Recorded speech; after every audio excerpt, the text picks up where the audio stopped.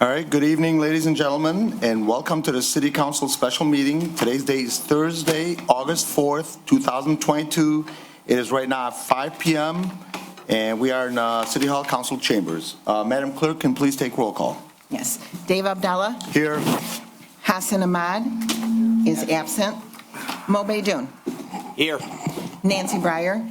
Here. Robert Constant. Here. Ray Muscat. Here. Tom Wenzel. Here.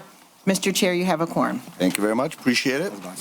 Next up, I'm going to have the Pledge of Allegiance read. I'm going to have it done by my son, Hisham Abdallah. If you could start it, please. Ish. I pledge allegiance to the flag of the United States of America and to the republic for which it stands, one nation, under God, indivisible, with liberty and justice for all. Council Chair, if I may, please. I just got a text for someone that said the Zoom is not working. Okay, Stan. Let me call Stan. It's something about an ADA violation, so. Okay, well, let's make sure the Zoom is working. And no, actually, there's nobody on, so it's possible. I mean, people are still connecting, but Can you ask any one of them at least either visually just to say if they could hear you or see you? Because somebody texted the councilman saying the Zoom is not working. What did you want me to do? I mean, on mine, I only have what's up there. yeah, we all do. So I don't see anybody to be able to ask them if it's working or not. Oh, because they don't have their Okay. video on. See, I don't Lisa know. Marin, can you Lisa, hear us? Can you hear us? Yeah, okay, Oh, thank can you. you see us? She can see us, so it must be working. Ray, sorry. So I'm just going to text the person Thank back. you. Next up on our agenda is agenda approval. Council Chair, Councilman Beydoun. move that the Dearborn Heights City Council approve the amended agenda of the special meeting of August 4th, 2022, as submitted. Support. Okay. Madam Clerk, just checking here. It says amended agenda. What was amended? We added a, Oh, the second, okay. I got you, okay. Remember, it was just the first one at first. Right. Yep. Okay, no problem. All right, motion made by Councilman Beydoun, seconded by Robert Constant. Councilman Constant. Any discussion on that? Council Chair, Councilman Wenzel, go ahead. I was going to ask that this be taken off the agenda, the 8A and 8B, but I see all these people out here, and I think they want to talk about it. I think these should be these two separate motions should be one, because you can't do one without the other. If the contract is awarded, it specifies in the contract that the city will spend that money, and vice versa. If the contract is voted no, then there's no reason to vote on 8B. So Okay. it should be one motion. They both contain the same thing. I mean, you can't have one without the other. Okay, we'll go into the details a little bit further later on, but the reason for that particular addendum or amendment that was added on there is because in the original contract, the certificate of occupancy was open-ended, meaning that the city would be bringing the property up to city code open-ended without any type of limitation on cost. And the reason that's on there, so at least we have a number that we are working with that we can make a decision on, reasonable number that we are working with that we can make a decision on as far as providing a certificate of occupancy. In the original contract, it said that a certificate of occupancy will be provided by the city, and that would have left the city open-ended, whether it costs $1 million, $2 million, $5 million, whatever it happens to be. This kind of limits it. Okay, so am I mistaken? It's not to exceed 800,000? Correct. If we approve it or deny it, depends if we approve it or deny it, but at this point, it is capped at regardless, we need to 800,000. get it up to. For what, though? What are they going to do for 800,000? Well, at this We got to particular have a point. description of what they're going to do. You Sure. say, here's 800,000, Okay, you know. so we're not going to go into a full discussion on this, which we will a little bit later, but at this particular point, there's not been a city inspection to be able to determine specifically what needs to be done as far as code repairs are concerned. And in the contract, if accepted, we would be providing a certificate of occupancy as a city. And if we're going to be providing a certificate of occupancy, we wanted it with some sort of a cap, not open-ended. Okay? So that is a cap. The city's only going to put out 800,000 total on work. No, we're talking about certificate of occupancy repairs specifically. Yeah. Okay. That's 800,000. Do you know where that money's coming from? And it didn't say on any backup where that money's coming from. Okay, we're gonna have further discussion. At this point, Well, no, I'm saying we should change the Okay, but agenda. we can't- That's what I'm talking about. Yeah. okay, if we have the support for that, then we could change it. Is there any council members that have any support on that? Council Chair, Councilman Burke? regardless of what 8A is going to be, the golf course and should have a C of O. Regardless if it goes out for RFPs or if it stays here, if it's awarded to the Issa brothers. So respectfully, Councilman, no matter what happens, you need to make sure that you have a certificate of occupancy. So leaving it doesn't, I mean, if 8A falls through, I would hope that everybody supports 8B. And because it's capping what we're gonna spend up to get it up to C of O. And if it's anything over, well, we're not spending 800,000 unless it comes back to us. When did we lose the And certificate? When did we lose a certificate of occupancy on the golf course? Lose the certificate of Yeah, occupancy? why do we have to get one? When did we lose it? Okay, that's a part of it. So again, now we're going into a full discussion, but a part So of it's a the real contract, estate, a real estate situation. a part of the contract in this is us providing a certificate of occupancy. And if you recall, we had discussion on this. Wait, guys, Excuse one me? meeting, please. Ray. And if you recall, when we had a discussion on this, that was one of the contract conditions, is that the city would be providing a certificate of occupancy. And because, if you recall, at the last meeting, I brought up that I don't want the city to be responsible for providing a certificate of occupancy open-ended. I wanted it capped somehow, some sort of a cap, some sort of a starting point number. And that's what we have right here, right now. And in regards to your question, 8A is the lease agreement. If we vote yes on the lease and concession agreement, then obviously we'd be able to vote on the spending on the repairs for a certificate of occupancy. If we vote no on the lease agreement, then the second one is useless. Well, Councilman. Because we don't Mayhew provide a has good certificate point, of though. occupancy for nothing. So in any real estate deal, you have to have a certificate of occupancy to change hands or something like that? When there's change of hands, or somebody's obviously purchasing it or something like that, which in this case, we're not selling it. Council Chair, but. So even on a lease, on a traditional business, when a new business moves in, they need a new certificate of occupancy, new inspection, and new things that possibly need to be done. New owner. I'm sorry? Yeah, that's right, a new owner. Yeah, new owner, even on a lease, really- not necessarily just purchase. In any real estate deal, leasing or buying, the certificate. Anybody that wants to open up any type of business will need a certificate of occupancy. Okay. In all cities, including Dearborn, well, most cities, including Dearborn Heights. Okay. Corporation Counsel, you had something to say? Okay, no problem. So, again, motion made by Councilman Baidoon, seconded by Councilman Constant. Any other discussion on that, on the agenda approval? Hearing none, we'll go ahead and take that to a vote. All in favor, please state aye. Aye. Those opposed? No. Okay, Madam Clerk, can you please take roll call? Dave Abdallah, Yes. Mo Baidoon, Yes. Nancy Breyer, Yes. Robert Constant, Yes. Ray Muscat, Yes. and Tom Wenzel. No. Motion passes 5-1. Okay. So again, motion carried. Thank you very much, Madam Clerk.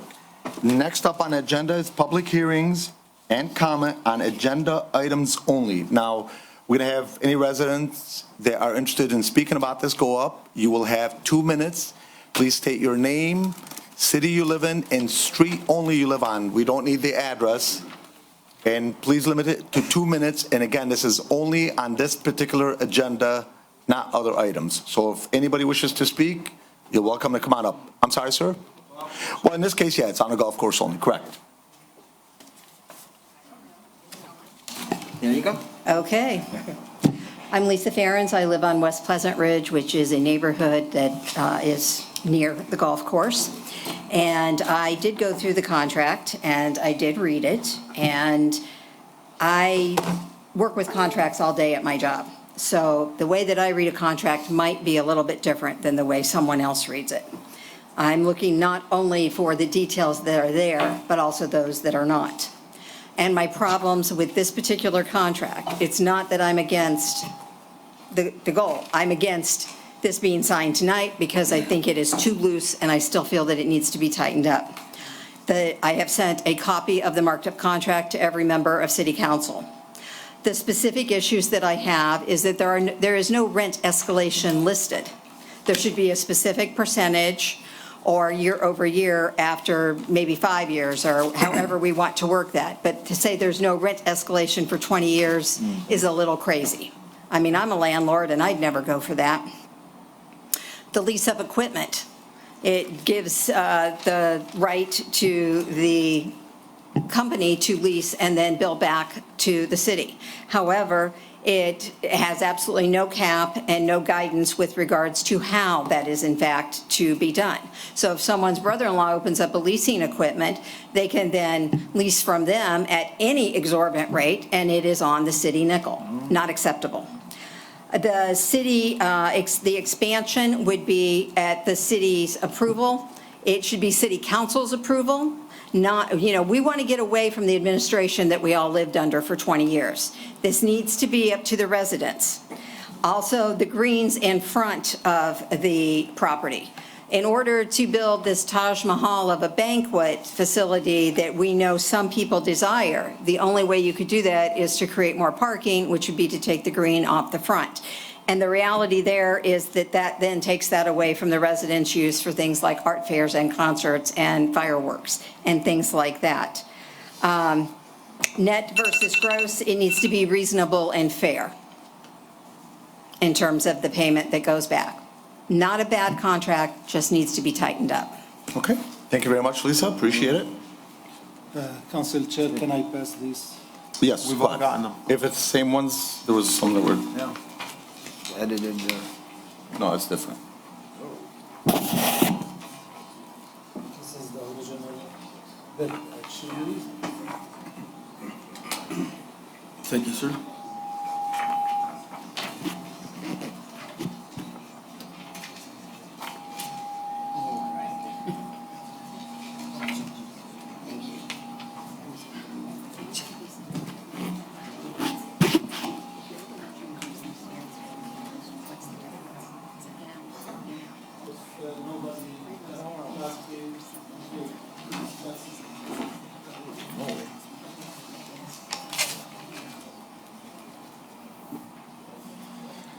My name is Zuhair Abdelhak, 354 Rosemary, and I did ask for an extra minute. Correct. Did you receive? Thank you. Yes, you did. Okay, so hang on 1 second, please. You may continue. Go ahead.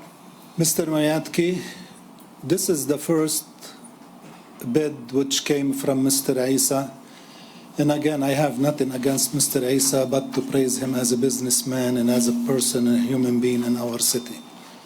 And I did meet with him and had heart-to-heart talk with him. Would you please read the ones which I have asterisks next to them, which Mr. Isa submitted to the city that he's going to bid on the golf course and the banquet together? Okay, Mr. Abdelhak, if you don't mind, I'm going to go ahead and read them because it's, as you know, it's got to go through the council chair. So I have no problem reading the ones that you want read. Which one? First page? My apology, Council problem. Chair. Yes. First page? Okay, the ones. Items with asterisks next. The ones with the asterisk next to them, this is from the form of the proposal. One asterisk is next to maintain the golf course and update when needed. Another asterisk is under update golf course water system. And another asterisk is under update exterior golf course restrooms. Council Chair, do you see in the new contract in front of you, which you're going to vote on it tonight, any of these items addressed? No. Okay. Why? Okay? I could go back and forth on this, but as you are aware, and a lot of people are aware, we've been going back and forth on this specifically. When I say we, I'm talking about specifically the administration and the Isa brothers, their attorney and the city attorneys, and of course, city council since March. So the way this thing started and the way it ended is probably not exactly as it was originally started with. You are in real estate business. Correct. When you write a contract, you go and change it after, you find out that you didn't like this and that? Absolutely not. At the same time, though, in the real estate business, either party can enforce a contract if that's what they chose, if we're going there. And if there's a contract written with ABC on there, and then the buyer decides that they want to make a change, as long as all parties agree to that contract change, it is okay. And Mr. Miyatki, if I'm wrong, please let me know.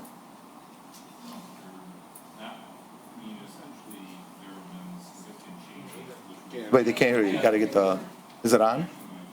It's not even on. There we go. There have been significant changes going back and forth with this matter over several months. So the original proposal would not be considered to be a contract, which seems to be misunderstood at this point. Mr. Mayatki, is this a new proposal? I'm sorry? Is this a new proposal, completely different than what the first bid was? I would say that it's a new proposal. It's a different Did proposal. we give a chance to any other bidder to submit the new proposal? Not that I'm aware of. Not we are. We are in violation in every possible ethical, issue since March 2nd. I'm not going to go through lots of things in this proposal, but I'm going to say, since February 17, this administration failed their oath of office, failed their duty to protect the city and the resident because we did not do any maintenance, anything on the golf course or the banquet. While now we come in and asking for $800,000 to fix the golf course. Madam Treasurer, do we have $8,000 laying around in the budget? 800?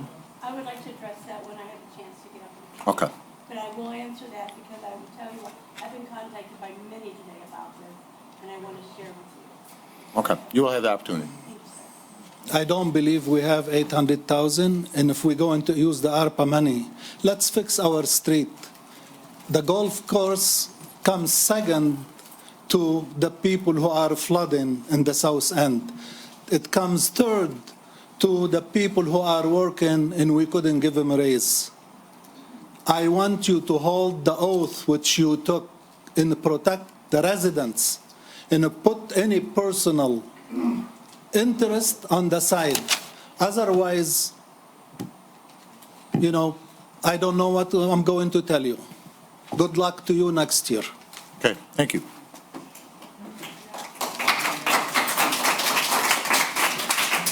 Ahmad Fawaz, Harriet Street, Dearborn Heights. Dearborn correct? Heights. I just want to address the whole contract thing that he was just talking about, because obviously Mr. Abdul Haq, as smart as he likes to think he is, knows nothing about contracts. Mr. Miyake, you're an attorney. You should know that we started off with a contract with the Issa brothers, correct?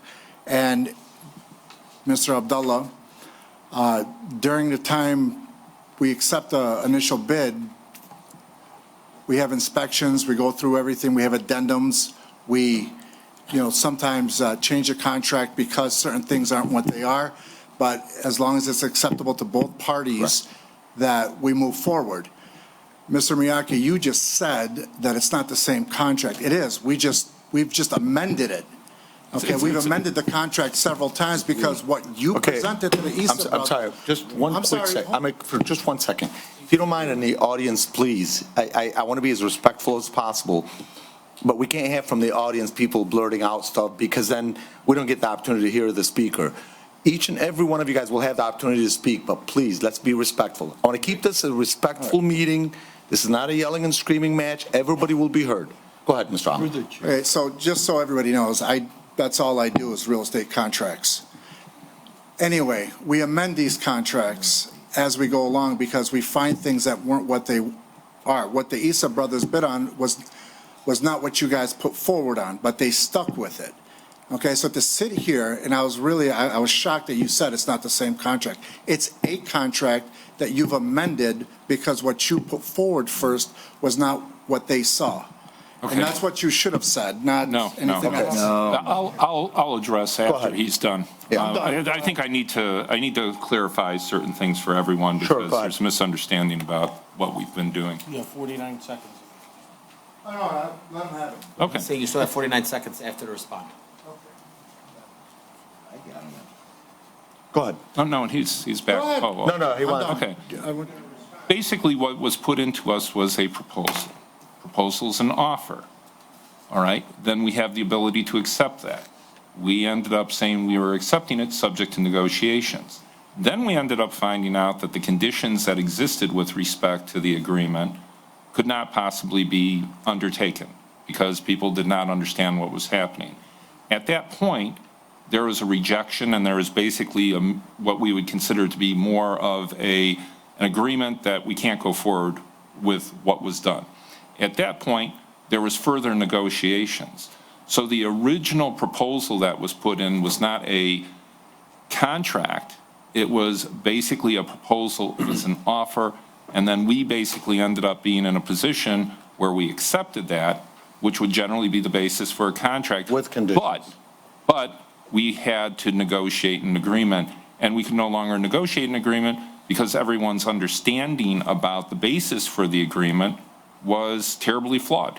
It was just wrong, because the condition of the property was such that it was not as we thought it was, and therefore, we could not go forward with what was going on. So we either had a choice to continue to negotiate with Mr. Isa, who had the best proposal, or to rebid. Correct.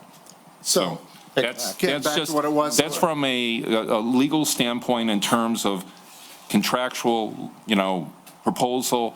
So I'm hearing people use the idea of like the proposal is a contract, it's not a contract, and that you're not making an addendum to this non-contract, it's not a contract. It's clear that it's not a contract. In the RFP, it said it was not a contract.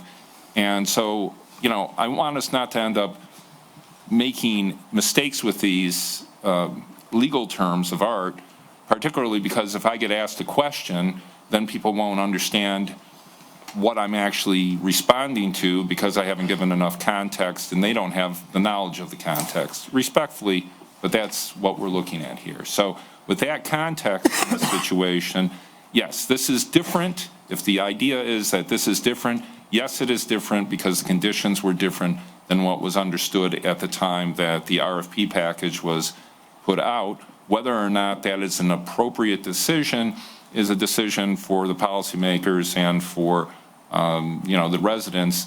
It's not a legal decision with respect to whether or not, we have to latch on to this thing and now we're done with it. The decision was made. We could not go forward based on what our understanding was because that understanding was flawed on both sides. Thank you, Gary. Okay, You so, have something else? thank you. That was a lot clearer than to just say it's not the same contract. Now we understand that you guys actually negotiated after the initial bid. That's what the council's here to vote on, and not anybody else's personal feelings or personal agendas. We are voting on a contract that the city attorney and administration negotiated with the Isa brothers. Right. That's it. Correct. Nothing else. Okay. And I want to clarify something else. The administration negotiates with the person that we are, the Isa brothers. They go back and forth on different conditions, then it's brought back to council like we have today, a contract in front of us, not an agreed upon contract, but a proposal that both parties have agreed to move forward with, then us as a body will either vote it yes or no. Okay. Just Very good. clarify. That's all I want to clear it up, because it almost sounded to me here Gotta be up. that you said it's not the same contract, when in fact this explanation is a lot better, and I thank you for it. Thank you. Anybody else? Come on up, sir. Please state your name, city, and street. Robbie Cannonbar, Dearborn Heights, and I live on Vernon. As an avid golfer in the Dearborn Heights area, I've probably, golfed at Warren Valley more than most in the room. I've been there over 100 times in the last 4 years. Considering the circumstances of the last maintenance company that was in effect, and obviously there's a lot of speculation on whether parking will be, dismembered, anything will be changed. I think the fact I can agree with everyone in this room is that as a golfer, I think everyone wants Warren Valley back up, and coming from a point where that's my home course, it's 5 minutes away, now I got to drive upwards of 30 to get to the nearest course, tell by the hat. But considering that I watched the presentation, it was a great proposal, and I don't see anybody else, willing to dump so much money. I believe the exact number was 3.4 capital investment, and as well as obviously a solid paid rent and 10% of profit, like was said in the presentation, which, I can agree with everyone else on this, that it's fantastic. I don't see anybody else willing to invest that much in our community to get this up and going. And, as far as the speculation on where the course will go, I'm sure this is just a proposal, but everyone's on the same page with, I know the character of some people on this board and that everyone's in the best interest of Warren Valley to get it up and running. And I think that definitely, just from my point of view, the faster we can get it up and going and less speculating on the proposal, and obviously said it's not even amended, it's not, put into effect yet, there's still more negotiation to be met. I believe that everything sounds great so far, and that the fact is Warren Valley needs to be up and running for us to put more money back in our city where the roads lack, where, the pay raises need to be increased. Because at the end of the day, tea times are booked on a daily basis fully, and that's a big source of money for the city, let alone, to bring in to build the community. Okay, thank you, Mr. Cannabar. Council Chair? Yes, Just go ahead. one thing. This is there's not something to be negotiated further based on the presentation. If you vote on this, this will be the agreement, just Correct. so everyone knows. Correct. I mean, technically, yes, but obviously unless we all agree to make a change and all parties agree, just from a formal technical standpoint. Yes, but what is Yeah, but we're gonna vote presented not right now is Correct. not intended to Correct. be an agreement to agree Or on a starting something point, else. correct. Yes. Go ahead, sir. Hassan Saab, John Daly, Dearborn Heights. Just for the record, for what's being said about this golf course, the city has not owned this golf course for 100 years, just to clear the record on that.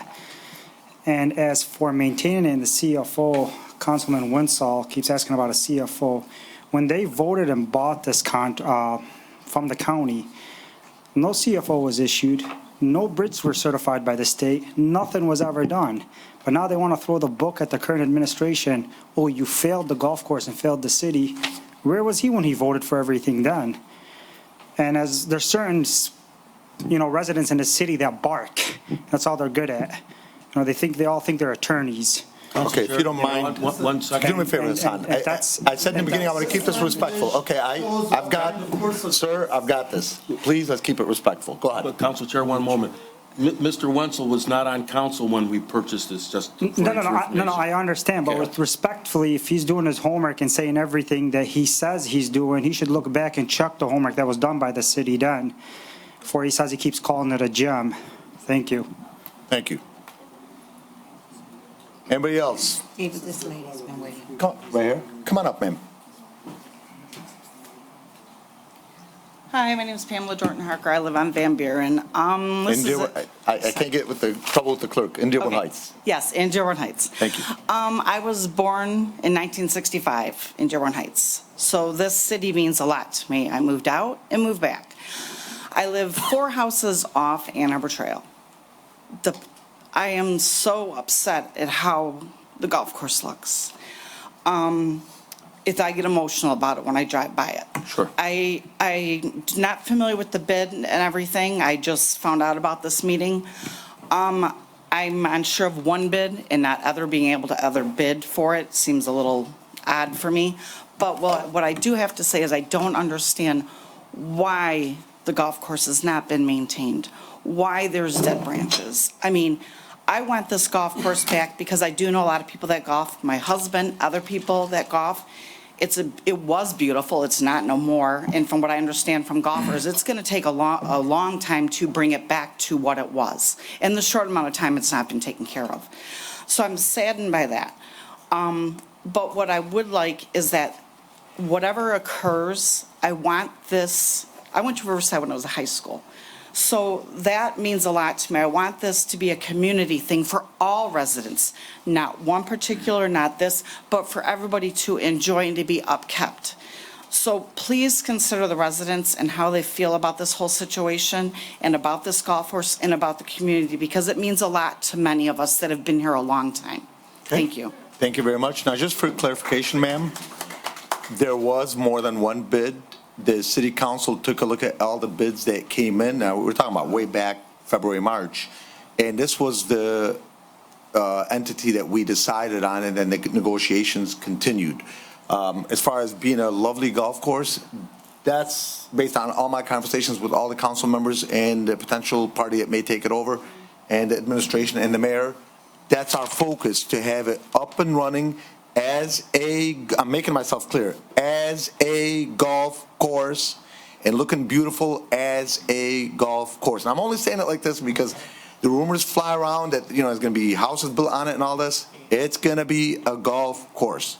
Thank you. Council Chair, just a correction that there were several other bidders that were rejected by the mayor. There's on this sheet. So Yeah, it was put out for RFPs, there was some bids, and the administration picked out the bids that they want to move forward with to be brought back to council.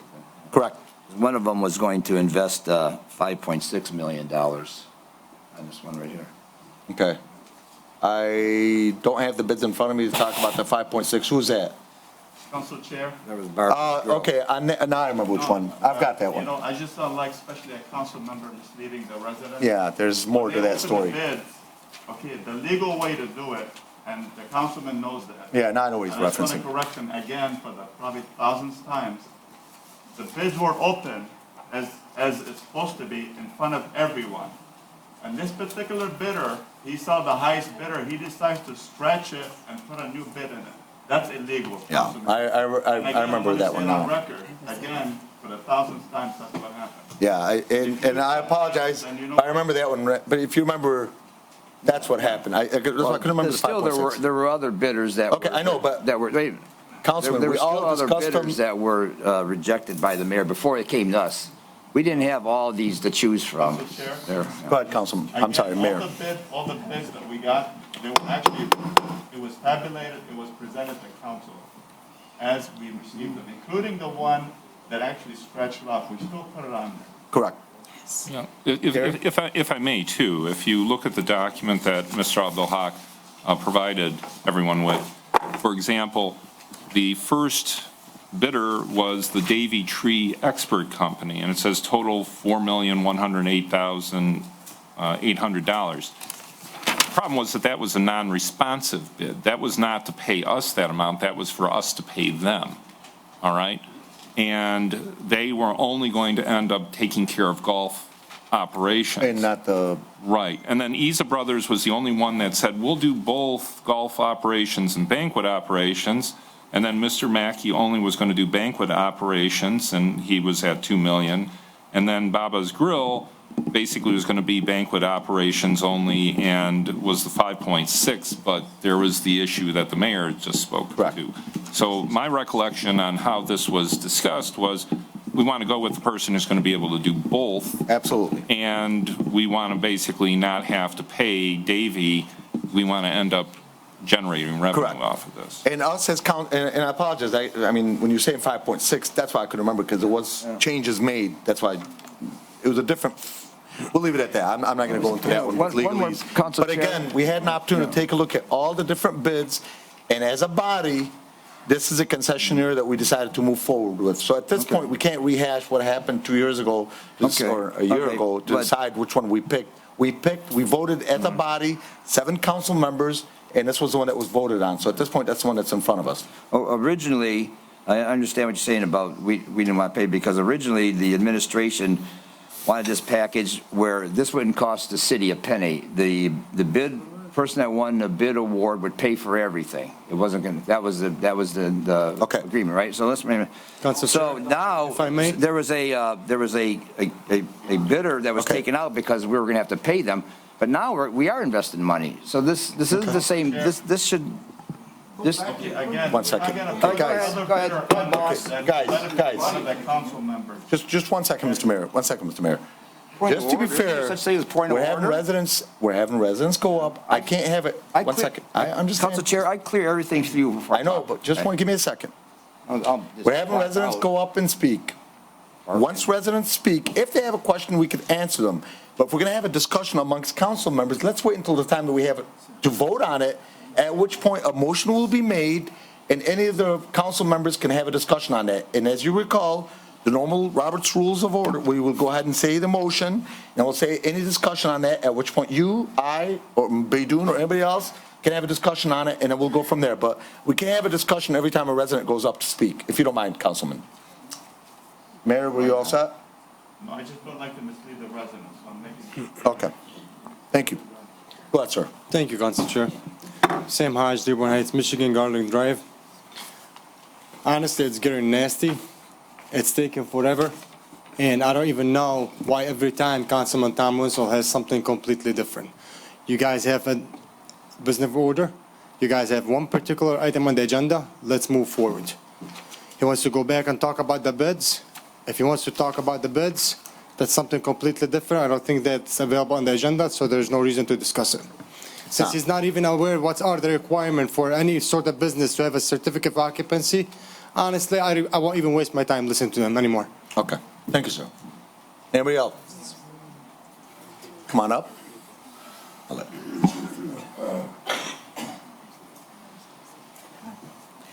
Hi, Sue Kaminsky, Amboy Street, Dearborn Heights. First off, 5 o'clock meeting, really not a good idea. Secondly, I live on Amboy, and bear with me a minute. I had a city tree out front, and I know we're talking about the golf course. Right. And the city tree was cut down by the city, and they didn't come and do the stump. And I got a certificate or a ticket because my grass, where the stump is raised, was too high. I just, wondered if the city does the same for the golf course. And let's hear the golf course, if you don't mind. I'm talking about the golf course. Okay. As far as the golf course goes, I want it to be a golf course. I think everyone in this room wants it to be a golf course. However, I am in no way an attorney. No way do I think I am as knowledgeable as Mr. Miatke. And I read the contract. And the contract has huge gaps. And I don't want to be back here 3 months from now because there's problems with who's going to purchase the equipment needed to maintain the golf course. And then we're going to sit again, and then we're going to let the land be bad again. Shame on the city for letting it take this long to get to this point and not have a valid, concise contract. It's horrible. Thank you. The other thing is, no one knows for sure what's going to happen. I know you guys want to do some building as far as making a new entertainment type center, banquet facility. Anything that happens to Golfview Manor as a result of any construction, Golfview Manor is going to hold the city responsible. We have not had flooding yet. That's a floodplain. The chance of having any activity done there and then having problems with Golfview Manor is something you guys need to be aware of, and you need to know we're a strong civic association and we're 512 houses, and we won't stand for it. Thank you. Thank you.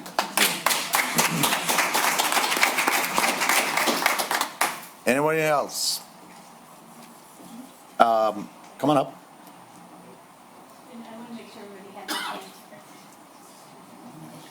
And Lisa, please state if you're speaking as a resident or as a treasurer. Good evening. I'm speaking as a treasurer for City of Dearborn Heights. And I was asked to actually speak by several people. I had several phone calls today. So I hope you will bear with me. The question that was raised, and there's a lot of good questions raised, and I just want to share with you one of the responses that I sent from a concerned resident. I thank the resident for contacting the treasurer's office. What I want to talk about is cash flow. The question, do we have X amount of dollars? We would have that, but here's what I want to challenge you with. I want you to do a bigger lookout, a project, and say to yourself, how much money will this take? Because it is going to take money. The longer you wait, the more it's going to take, all right, to maintain and restore this golf course. And it's a beautiful golf course, and there are restrictions on it to where, not restrictions, but you have the 3 interceptors. We know there's challenges, right, with developing, and I think that will be respected with Eagles enforcement. But again, back to funding. I'm going to remind the council body that 2 weeks ago, again, I'm going to need a little more time, please, if I may. Council Chair, I will keep. Out of fairness, as you know, it's got to be asked for ahead of time. Okay, so I understand. I'll give you an extra 30 seconds. Thank you, sir. Right. You just approved $2.2 million from ARPA. You are allowed up to $10 million from ARPA for lost revenue. It's clearly stated in the U.S. Treasury final statement, final letter. If you had not approved the $2.2 million, we would not have been able to make payroll. We would not have been able to pay expenses at the end of July. Now, granted, the administration was, and I do believe, inherited some challenges. I do. But I want you to remember that. And remember, moving forward, what is your plan, your strategy to maintain this golf course once you initially invest into it? It is going to take additional money. You've got could potentially be a 20-year contract. Have you looked at that and considered how are you going to fund it, how are you going to maintain it, and how is it going to be sustainable? Because that ARPA money is a one-time hit. You have 2 payments, you've already got the second payment. Once that money's gone, it's gone. All right, so that's what I want to share with you, because when you look at cash flow is projections. I actually have the last 10 years' actual numbers, if you're interested. Okay, I have them. I have the projections. I can tell you our expenditures will potentially outpace our revenue. Okay? Okay, thank you. Thank you. Anyone else? Come on up, ma'am. Council Chair? Yes. If I may, real quick, one second. answer a question here. Okay, From quickly, Council, from the treasurer. You know, as a former council member, you know that we don't set that policy as a council. We vote on those proposals. That's the administration to find how to do this, not this council. And as a former council member, you know that. I do know that. But you directed that question, but you gave us the question on how are we going to do it. That's not for us to do. That's for the administration to bring it forward to council for us to vote on. I will rephrase it. I want to encourage you to ask the question. Thank you. Okay, thank you. Thank you. Oh, ma'am? Pam Swartple, Kenmore Street, Dearborn Heights. Go ahead. One of the big questions I have is the finances on how we're going to cover the amount of money that they want for the contract versus what they're putting in, how we're going to sustain that. The city's already short. We're not able to hire police officers at a reasonable rate. We're down police officers. We're not following suit with other cities, encouraging incentives to come to the city to work. And I think that financially, we have a massive deficit that we need to take care of first before we start dishing out millions of dollars other places. I think that the golf course needs to be done. I'm all with it, but we need to kind of put the brakes on 30 days, figure it out daily, meet every day, do whatever. But for right now, to say yes to this vote, I think is very irresponsible. You've got officers that are struggling to work shifts. You've got officers struggling to maintain staff, and there's no hiring, and the hiring that's coming isn't for months. And that's a huge issue for the safety of the citizens. Safety of citizens should be well before a golf course. Money needs to be allocated for the safety of the citizens first. I'm not against the golf course, I'm not against the banquet hall, but it has to be done correctly. If we financially go bankrupt because we have this beautiful golf course, what's it gonna matter? The citizens are the ones that are gonna suffer. So that's what we need to figure out. Okay. So I don't think that we need to rush this vote because people are screaming up and down that it needs to be finished. You guys need to kind of slow down a little bit. I know that it's been a long time, but because it's been a long time, it can wait another month. Okay, That's my thank you. opinion. Thanks. And I just want to clarify something. Let's all keep in mind, the longer we wait, the golf course is just getting worse and worse and worse. Same with the police department, though. Okay. How many officers are you short and how much Okay, crime but is this going is, up? but this is about the golf course. Let's keep it on the golf course, just to be fair, Ms. Warble. Council Chair? Yes. I don't think it can get any worse. I'm sorry? I don't think it can get any worse. It can get Okay, worse. we don't need those types. I think that the golf course Okay. can get worse, but I think that we need to allocate money for the safety of the citizens also. I think that we need to try to, this is your guys' legacy as council people. Please. This is your legacy as council people. You guys Absolutely. need to balance the check and balance too. Safety of citizens, beautiful golf course, beautiful banquet hall. How can the citizens that have all showed up be happy so that everybody can create a good legacy? Okay, That's just my opinion of it. no problem. I can I mean, appreciate that. When officers are short and you don't even have enough to cover shifts and they're fleeing to go left and right, there's a problem. People need to wake up before there's no public safety and service left. Okay. So golf course beautiful doesn't protect the citizens. It brings more people Okay, in. but right now on the agenda is the golf course. And I But the money respect, that's allocating and I- is substantial that could be And- going towards payroll. and I respect and honor our police department fully, but Then stay right now we're on the wrong. golf course. Police over golf course. Okay, thank you. It's ARPA money. Appreciate it. It makes sense. Anybody else that would like to speak? Whoever it is, come on up. Hi, I'm Karen Kasperzik. I live on Ann Arbor Trail in Dearborn Heights. And I'm seeing right now we have two issues. We have the building issue and we have the golf ground issues. I think we should deal with them separately. Right now, you need to deal with the golf course, get it up and running. Davies had a great plan. They provide their own equipment, take care of their own repair and maintenance. They take care of all of that. They're taking care of the grounds. You need to have a company come in and take care of the business aspect of it, not an investment firm. I would like to know if anyone has ever made contact with Novi, the city of Dearborn, the other companies, other cities who have their own golf courses, who manages them? How do they take care of them? So with that, take care of the golf course, get your revenue rolling in. As far as I'm concerned, the building itself needs to be bulldozed under. It needs to be brought up to date, everything. It needs to be a small venue, a nice steakhouse. We don't have one of those around. Secondly, the thing about the small venue is that I keep hearing a 600-seat banquet facility. What do you have at Warren and Telegraph? What do you have further down Warren Avenue? You have these big venues. You do not need another big venue. Done. Make it a small little club golf course pro shop. That's what you need there. But you guys got to get your act together and get your grounds going and get it brought back up to date so that we can get golfers back in there and start getting your revenue in. Okay, thank you, ma'am. If anybody's standing outside, just to give other people, if you'd like to come in, maybe stand right underneath that clock or maybe along the wall, back wall here, come on in. I don't want to have you guys. You're welcome to stand maybe on that white wall if you'd like. Okay, thank you. Thank you. Come on up, sir. Go ahead. David Tesler, Beverly Hills, here on behalf of my parents who live on Denwood, Dearborn Heights. I'm a longtime business associate of Mr. Pearsall, who's part of the Iser Brothers bid. I would ask if anybody has gone out to Flushing Valley, the course that he owned and managed, and seen how beautiful he made that course. And also, what I don't hear is people talking about the revenue share that will come from this course, this banquet center, and how that will repay the money that the city's putting out and create a profit, not a deficit amongst the cities. So I really think there needs to be a consideration for what this young man's done in other communities and what the future benefit of this course will be in having them as a management company. Thank you. Okay, thank you, sir.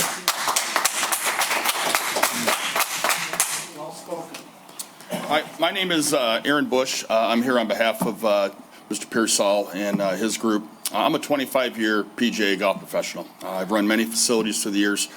I just heard Flushing Valley mentioned. I happened to be the golf pro there for 6 years, many years ago, back when things were good. Times went bad. We all saw golf courses fall backwards, and as this facility has here. What I saw Jason and his group do to invest back into not only the golf course, but into the community, that's a small community that golf course is a hub for it. It had lost its way. It got fractured. It refound its way. It turned itself into a very, very profitable facility, but more importantly, it was frequented by the people in the community because they went out and did outreach and found out what they were looking for, all the while tackling all the challenges you have from neglected golf courses. One thing you learn, I've been doing this a long time, if you neglect for 2 years, it's going to take you 5 to 10 to fix the agronomy that happens with that. But they know how to do it. They've been through the process. I hear mention of banquet facilities. That's another thing. They created, golf courses are not typically hubs of activity from a restaurant business. Usually it's the golf that leads and the restaurant maybe follows. They created their golf course restaurant as a destination in that community. They had great food. They brought in entertainment. They had a wedding venue. They turned a facility that had already been on the downside, and it was on its way going all the way out, and they turned it into a very, very attractive, very profitable facility that the community loves. So thank you for your time. Okay, thank you, sir.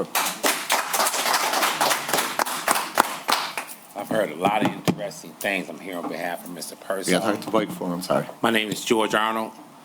I'm Wayne County certified peer recovery mentor. I work with individuals who suffer from substance use disorder in Wayne County in this area. Okay, sir, if I could interrupt you for just 1 second. Again, just street name, city.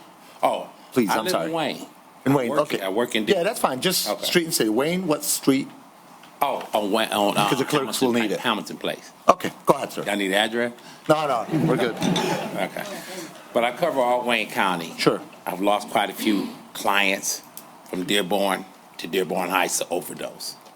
Jason is a friend of mine. I'm also related to the individuals who own Greater Grace, which was Rogale Golf Course. My uncle asked me to go over there and help him with it. And I'm gonna let you guys in on something. Speaking to the mic. Speaking to the microphone. It's a lot. If you let this golf course go down, you haven't seen what's going on in Rogale. Thank you. If you let this golf course go down, the longer it's out of operation, the residents, the city, and the individual around is going to suffer, period. Flushing is in excellent shape. I've got an opportunity to know the people who are trying to bring this place back. I suggest, and this is, as I tell my clients, this is just a suggestion. Whatever it is, a up and running banquet facility and golf course is going to bring the city the revenue that I seem to hear people complaining about. But as it is now, you get nothing. You have this nothing. Thank you. I'll also pass out Narcan kits for everybody, so you'll see that too. God bless y'all. Y'all have a great day. Thank you. Hello, Ryan Gerhardt from Flushing, Michigan, here to support Mr. Paracel and Mr. Rawlings as well from Flushing Valley. On a personal standpoint, I as well had our Flushing Valley, and the bank took it over, and it started going. You saw it leaving. It's in the middle of our city, and what they brought back to it for our youth and our next generation and our community. My 3 kids have all been employed there. It's a great place for the young kids to go work in a nice environment that brings good people down there to have fun and enjoy activities in their own community. It was 5 minutes from my home, and I said, I don't know if I want to join a golf course. But what they did there and what they kept it going, I've met so many friends, and the community's come back to, like, I can't even tell you how much fun we have down there. We do community things. We do hay rides at Halloween where the kids, we pass out on the greens, just little things like that that brings the community together, and it's about the youth. We have to think about our children and also as adults for someplace recreation to go, not sit in a bar, not, hang out at a party store, someplace to go positive, productive. And what they've done for my community, I cannot tell you enough, and I hope you guys allow them that opportunity to do that for yours, because it's been wonderful. I didn't just drive down through a storm and traffic to say it because I believe it, okay? I believe it 100% what happened to me in my life and my children, what they've done. I can't tell you how wonderful it's been. Thank you for your time. Thank you. Anybody else? Come on up. Good evening. Brian Bedsworth, Kensington, Grosse Pointe, Michigan. One of the residents mentioned something to the effect of going to a different company. I'm here on behalf of Jason. I've known Jason for a little over a decade, play a lot of golf together. I spend about 10 months out of the year on a golf course. I'm lucky enough to do that. I volunteer at the city properties of the city of Detroit, Chandler Park, Rackham, Rouge. Palmer Park, which is next to where they just had the Rocket Mortgage, is a prime example of what happens when you allow a golf course to die. Prime property no longer exists. You have a Donald Ross property here,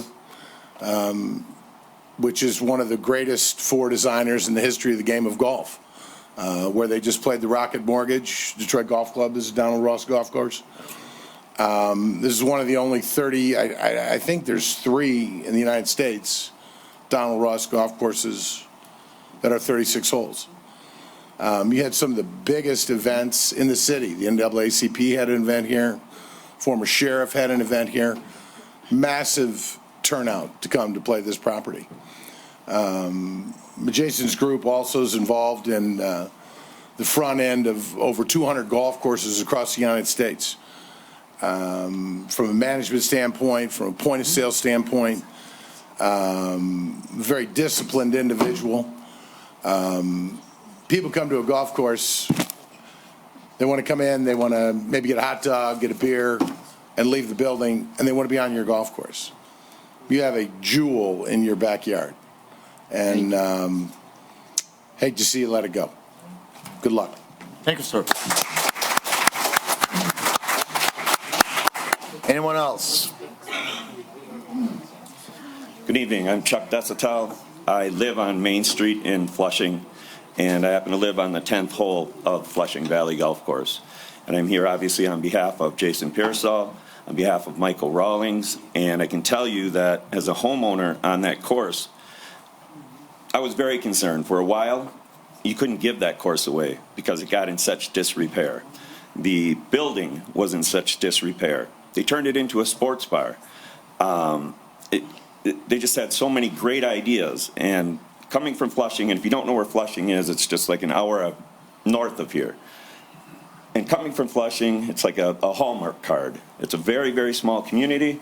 People look at people from Detroit with, quite frankly, a jaded eye. Who are these guys from Detroit coming into Flushing, and they're going to tell us what to do and how to run it? We couldn't be happier. He became a member of that community. And I assure you that if he is given this opportunity, he'll be there every day, he'll be a hands-on guy, and he'll be a member of your community. Thank you. Thank you, sir.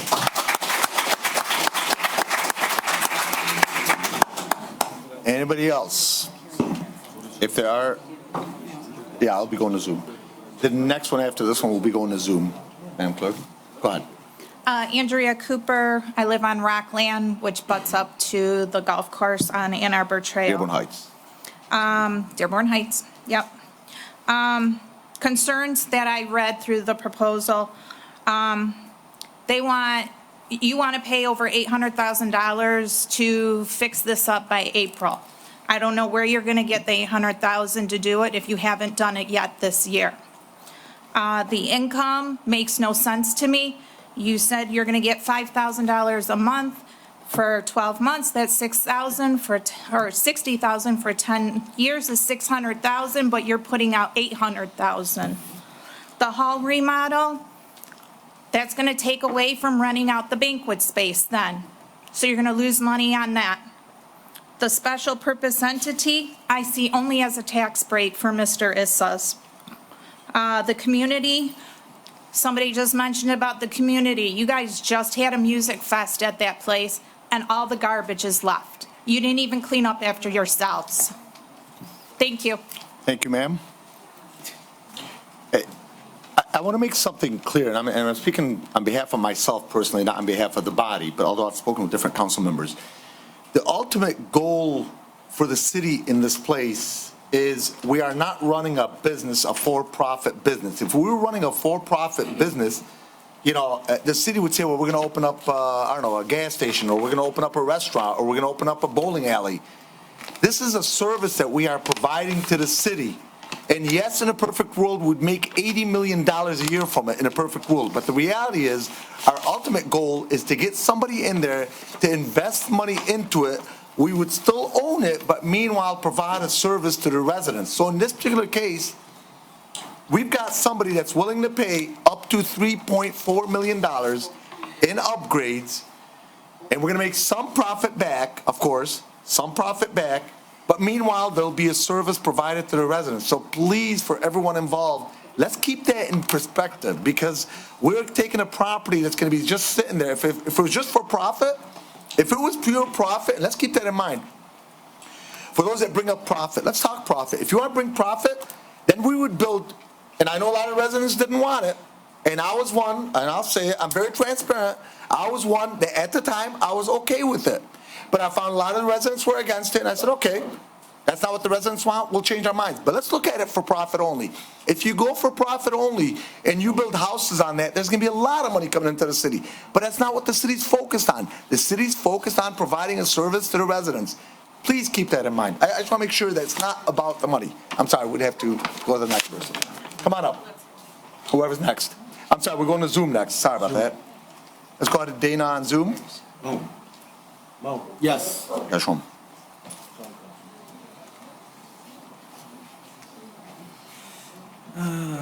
Good evening, David Parrish, Brandon Park, Dearborn Heights.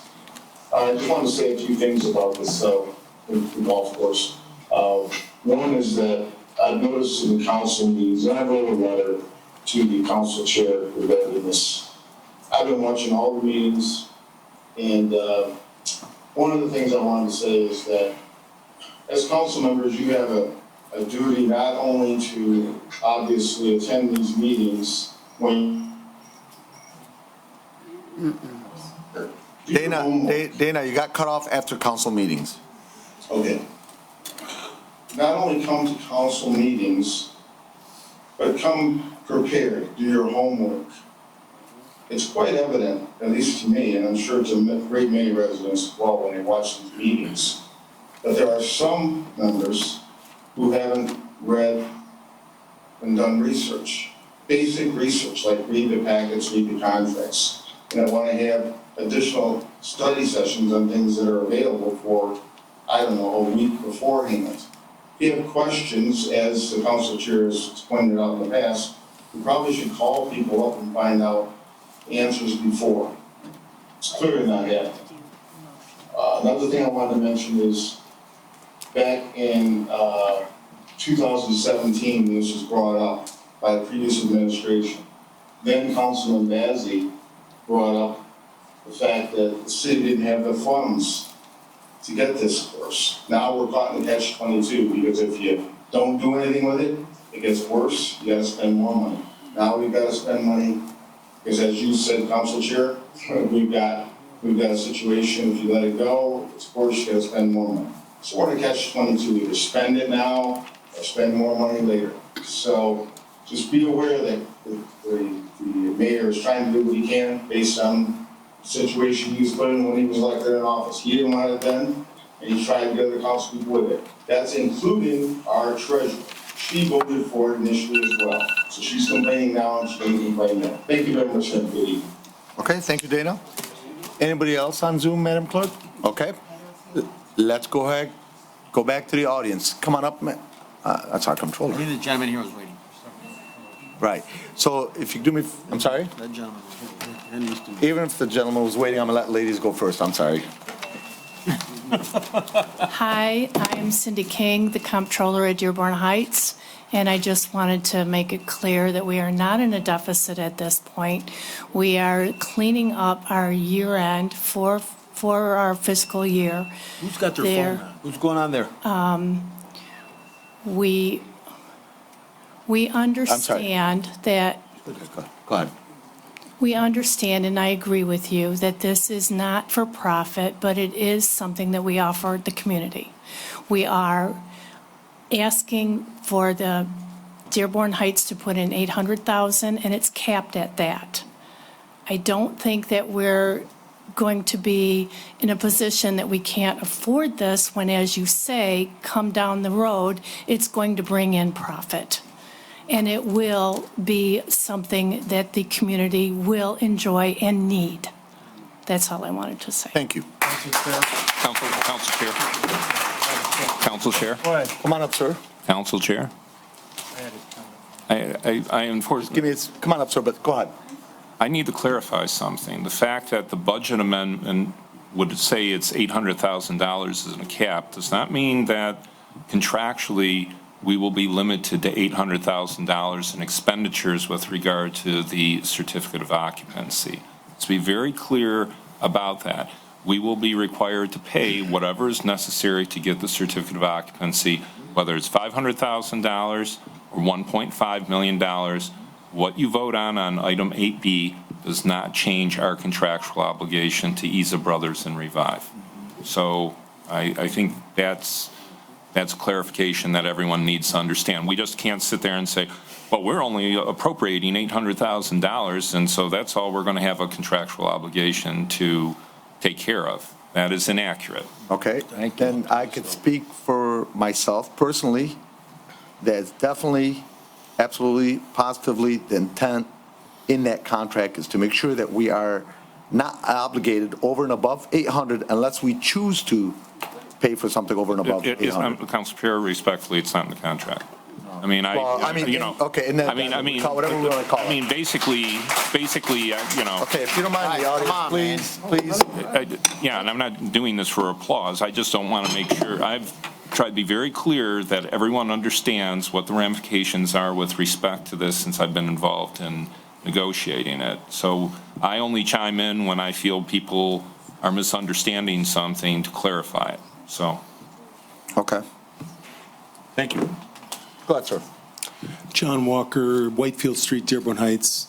I'm a terrible golfer, but I do have a couple things I'd like to say about the golf course. 26 years ago, we moved here, and they had a program at Warren Valley where there was a golf clinic, and my son, despite all of my desire to have him play baseball, I've coached baseball, a lot of your kids, soccer. I've been Toys for Tots volunteer. I'm one of 2 retired Marines in this room.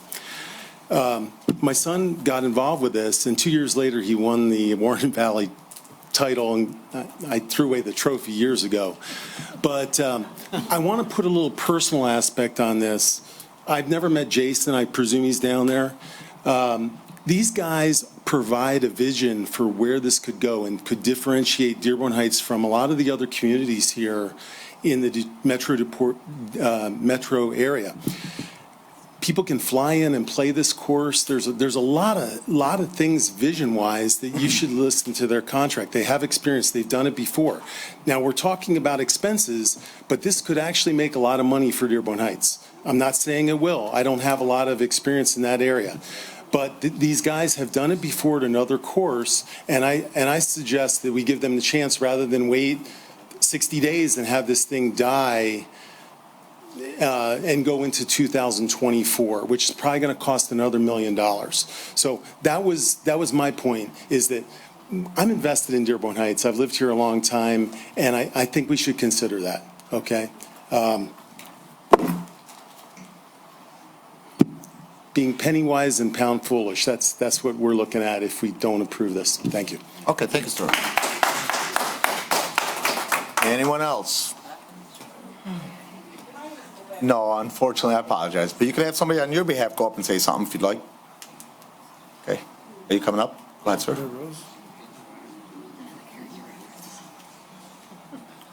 Hi, I'm John Walraven from Birmingham, Michigan. I'm here on behalf of Jason. So when I look at the options currently available, Issa Brothers' proposal appears to be the only option that minimizes potential exposure to the city and allows for the course to be managed by a team of competent individuals that actually have a plan. To be candid, I think you should be fortunate you've attracted the attention of Jason because he's established himself as an industry expert and has successfully done the same project. His proposal provides the safest path forward to having a golf course you can be proud of with the upside of recurring revenues.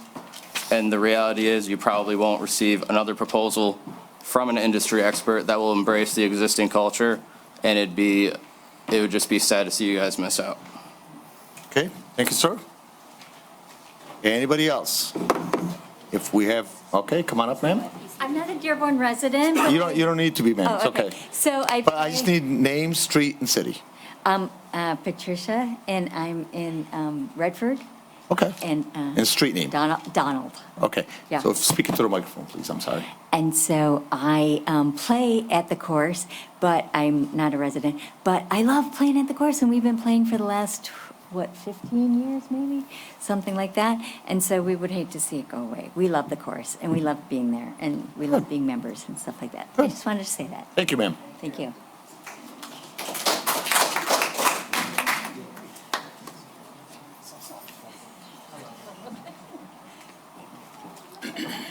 George Juzik, Silbury Lane, Dearborn Heights. It's nice that they're talking about somebody, but we don't know who they're talking about. Jason or whoever. Just so that at least you know, Jason wanted to at least stand up. Stand up, please. So at least they know who. That's Jason with Revive.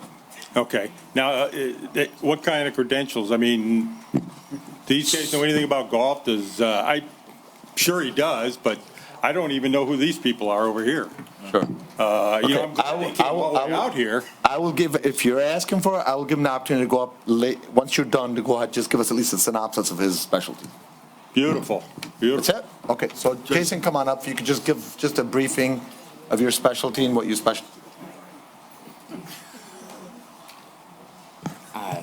He mentioned software. I'd like to start there. I was fortunate to start a golf app in 2013, and I sold it for $4.2 million in 2015 to a company called Supreme Golf. Many of you probably use our technology today. I went on that year, partnered with a couple of people that we're working with here for Revive to buy a golf course in Flushing, Michigan. So the community that you see around here are people who have driven an hour and a half down here because they've seen what we've done with a very similar project. We inherited Flushing Valley at a golf course that had been closed down. A bank had owned it. It was shut down for a year, very similar to this golf course, right? We came in, we bought all new equipment, we renovated the banquet center. We put every dollar into that golf course for 4 years back into that golf course. We paid out of our own pocket. We didn't pay ourselves, but probably to our detriment. By the 5th year, we were fortunate to be profitable at the golf course, and we decided to sell it for a return. Honestly, my wife was sick. We sold the golf course because I moved closer to home. She's doing better. We're looking for a golf course closer to Detroit. We've been looking for a while. There are other opportunities outside of here. We're going to be okay either way. Whatever you guys decide, we're at peace with tonight. Thank you, sir. And from here forward, I mean, as you know, as a council chair, I'm all for transparency and giving people an opportunity to speak, but just out of fairness, if it's something that's the same exact thing we've heard before, I think, unless you feel you want to, and I'm going to let you, but let's hear if there's anybody that has anything else new. If not, we're going to go ahead and move forward with golf course voting. Anybody else in the audience? Come on up, sir. Love the hat. I love you too. My name's Bob Davis, better known as Red. I live in Dearborn Heights on Loch Lomond. Yes, sir. There's I worked at the golf course. It's a very, very fun place. Everybody knows that. But if we don't do nothing, that's what you're going to have. Nothing. We have to go along with this bid. That's my personal opinion because it's something. And they have to put something back into it to bring it back for next year. If you don't, and if you don't start maintaining that about now, then you're going to just have excuse my language, a blank hole. So, Dearborn Heights owns it. I'm sure the people that get this bid, there's an ordinance that they have to abide by. And they'll be fined if they don't do it. Same thing that's in the neighborhoods. If you see something, I've done it. Someone ain't keeping their grass cut, I'll call. Someone ain't doing this to keep the property up, I call. Because that's what your responsibility is as a taxpayer, to make your city look good. And if anybody has a problem with any of these councilmen, you can vote them out. You don't have to, you know, to me, I don't have a problem with it. Not at all. But if you think you can do better, run. And thank you for your time. Love you, Red. Yeah. Okay, anybody else? Love this guy. All right, hearing none. Come on up, sir.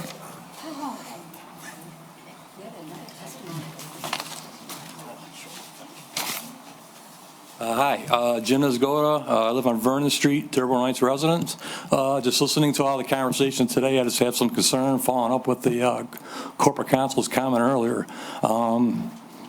Council's led to believe that the maximum cap is $800,000. I would like to see a amendment or addendum, whatever the proper verbiage is, to have the cap on that, because corporate counsel is leading us to believe that we can actually spend potentially double that or even more. And council has been saying pretty much all night, especially with the meeting I attended yesterday, $800,000 was the cap. So I would like to see that in writing, so the residents are on the hook. And that leads to my next question. If it does come to 1.5 million or something in excess of 800,000, where does that money come from? Thank you. Okay, thanks, sir. Going up. My name's Mark Cooper, Rockland Street, Dearborn Heights. To put on the C of O, why aren't we putting this out and finding out how much we have to put into it instead of putting $800,000 as a number? Why don't we wait, find out what it needs to get the C of O, and then put that number down? That's one. Why is it that we can't run it ourselves as a city? Riverview does it. Taylor does it. Several other cities run businesses.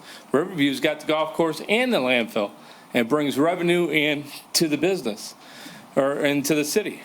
So, yeah, we can make a profit on it, and that can help us out. So, that's all. Okay, thank you, sir. Okay, if there's no other residents that need to speak, I'm going to go ahead and move forward. Council Chair? Yes, go ahead, Council. I want to thank all the people that came here tonight and the ones that spoke up. We thank you for your input. Even though a lot of them were non-residents of Dearborn Heights, we appreciate their opinion. And that want everyone to know that everyone up here, city council members, we want this golf course fixed up. It's not a question of getting this fixed up or not. I mean, every one of us want to get it fixed up and get this golf course up and running. And I talked extensively with Jason, and the guy's got some good ideas. I mean, whichever way we go, I recommend that we consult him. He's very knowledgeable about certain things, and he's familiar with the Donald Ross Foundation or whatever it's called. So, but if this contract's voted down and the city picks it up, I think they should, we should still keep in contact with him. He probably didn't know what he was getting into when he decided to come out to this. Yeah. But, one of the residents brought up a point of it, 2 separate contracts, and that's not a bad idea. I mean, I don't know of any resident that, since I've been on city council, that said, hey, Tom, we need a bigger banquet hall at the golf course. I know, but I'm saying this is what the issue, but that's why I think this should be 2 separate contracts, the golf course and the banquet facility. I mean, if we fix up the banquet at the golf course, say the city takes it, okay, we got $800,000 to put into it, then we fix it up, and then we say, hey, we want to run it, or say, hey, Team ESA, you guys want it? Give them the option then. But I think we should have the option. Let's discuss it once we make the motion, if you don't mind. You'll have an opportunity to speak on whatever you want to speak, but let's do this when we make the motion.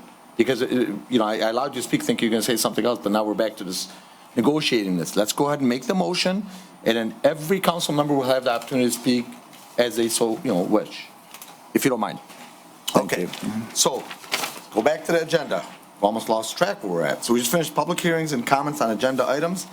Next up on the agenda is reports from mayor. Proposal 8A, this is lease and concession agreement between the City of Dearborn Heights and ESA Brothers LLC and Revive Golf Management LLC. Council Chair. Councilman Muscat. I move that the Dearborn Heights City Council approve the revised agreement between the City of Dearborn Heights and ESA Brothers LLC and Revive Golf Management LLC for the lease, sublease, and operation of Warren Valley Golf Course and authorize the mayor and city clerk to sign the agreements on behalf of the city as outlined in 8A. Support. Motion made by Councilman Muscat, supported by Councilman Baydoun. Is there any discussion on that? Council Chair. Councilman Muscat. I'm going to try to make this as simple and as quickly as I can. People, this weighs heavily on all of our hearts. And I'm speaking for everybody because I've been talking to them. And I'm going to say it weighs heavily on my heart more than most. I go to sleep at night. I make the sign of the cross for people who know what that is. And I pray to God that I make the right decision on this golf course like I do for everything that comes before me on city council. And no matter how much I like something or I dislike something, I have to do what I think is best. This is what you elected me for. And I feel that, I've received, I can't tell you, countless emails, countless phone calls. Today, I spoke with a few people that were here today. And 99.99% of the people who tell me vote no have not given me an alternative way to do something. Voting no is just vote no or vote yes. Give me something to work with.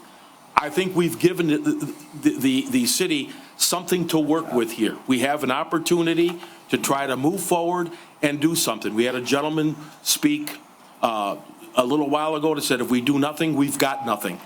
And, the first thing I want to say is, The city owns the property at Warren Valley. No different if you owned a home and you rent it. It's up to you to bring it up to code. It's not up to the tenant to bring it to code. We own it.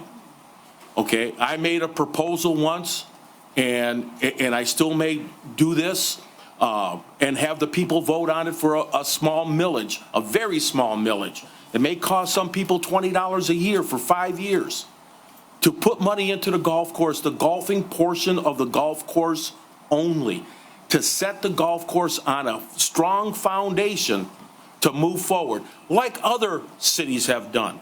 You look at other golf courses, they're self-sufficient now, but how did they get there? Somebody had to put the money in it. The city owns it. It's the city's responsibility, okay? And I'm looking at what my house is worth. It may cost me $60 a year for 5 years. But that generates enough money for us to look at this golf course and say, wow, you know, when we first bought this golf course, I made a mention to our administration. We all open up the newspaper at golf season. We see the Free Press and the Detroit News list all the golf courses where people can go golfing and how much it costs to golf at these golf courses. Never once was Warren Valley even mentioned in those golf magazines. You know why? People didn't want to come and play at Warren Valley. This was something just for the residents here. I mean, just for local people. It was easy to get a tee time. Try to get a tee time at some other golf courses. It takes forever, okay? Warren Valley was not the greatest golf course in the world. It was playable, very playable, but not by big-time golfers. They didn't want nothing to do with golfing at Warren Valley. We want to make it that again. At one time it was. I can remember high school. We had championship teams at Riverside and Crestwood that played golf at Warren Valley. But those days, that was 50 years ago, people. 50 years. And what happened after 50 years? Didn't belong to the city, but now we're stuck with it. It belongs to the city. So I'm going to make my decision based on that. No one gave me a clear-cut choice. Hey, let's do this. No alternative at all. I just said vote no, vote no, vote no, or vote yes. I'm going to make up my mind here in about a couple minutes, and so be it. But I just want to let you know where I'm coming from. Either I do something or I do nothing. And I think nothing is the bad way to go, personally. Thank you. Okay, thank you, Councilman. Any other council members have any comments? Council Chair. Well, just out of fairness, let's let Councilman Wenzel go first, just because earlier he was trying to speak. Go ahead, Councilman. Well, I mean, I'll yield my. Go ahead. No, go ahead. Age before beauty. All right, thank you. A couple things that Councilman Muscat, thank you, just referred to. The original RFP said that the bidder would put the money into the golf course, even though he says he compared it to a house that you rent, the landlord fixes up. But the original RFP stated that the bidder put the money in, not the city, not the homeowner, not the landlord, not the city. And we got to be careful with this too. Is, you know, everybody wants to fix this golf course up so much they want to get people to fly in from out there. We don't want to outprice our own residents so they can't golf on it. That's what makes it attractable. It's a low-end, great golf course. I mean, please. It's called Warren Valley, and that's what it is. It's not Oakland Hills. I don't know what's going on since last Tuesday's meeting, but in my opinion, there were some secret meetings going on because in that time, the last. Okay, sir, please. Said that.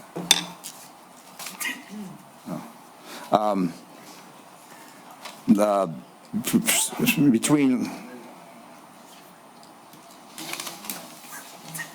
Can we have this gentleman removed, please, right here? This guy? No, Councilman, yes.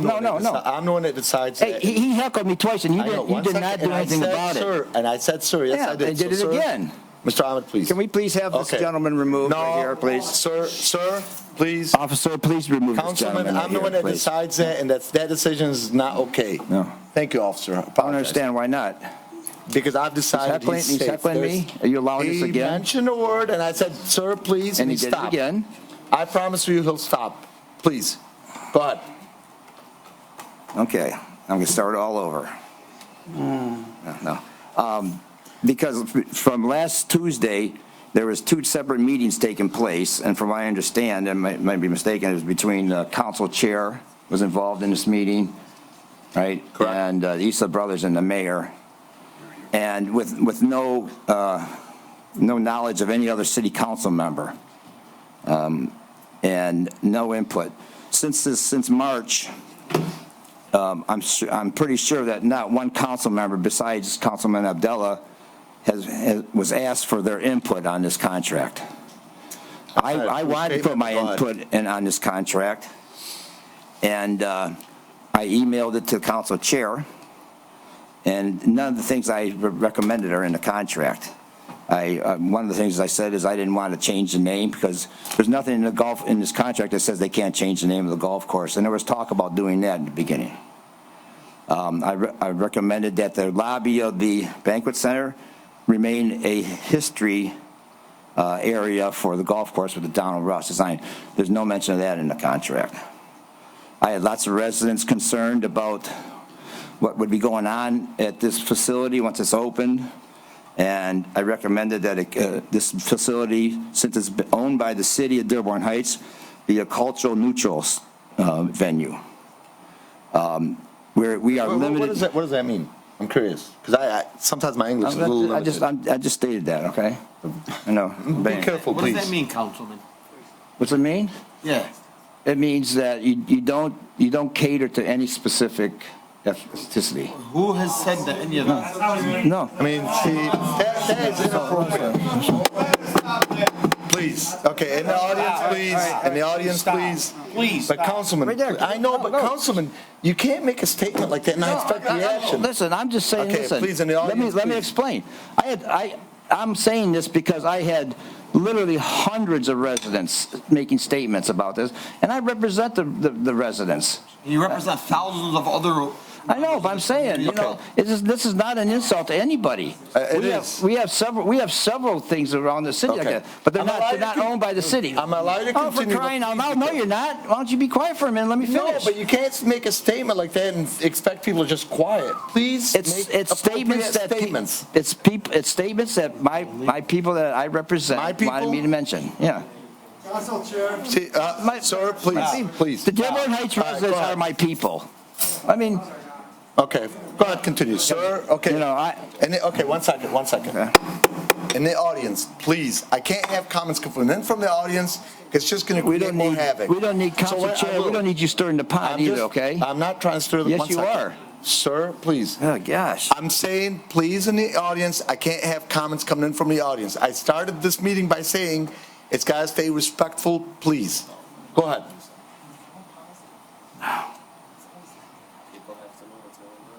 Council Chair, can you let me finish without interrupting me and asking me questions, on my statements? All right, go ahead. That's okay. Because of these secret meetings that went on, top secret meetings, we had no input at all. The council had no input on these contracts. I want, right now, any council member besides Councilman Abdallah had input on this contract, raise your hand. Any council member that had input on this contract, raise your hand, please. Okay. Now, this contract has so many holes in it. I'm not against the Issa brothers. They're great business people. I'm sorry. They're doing what they have, the Issa, Team Issa. Wait, hold on one sec. What was that? Yeah, in the audience, please, I beg you guys, I'm not going to use the technique of throwing somebody out, preferably. But please don't force me in that direction.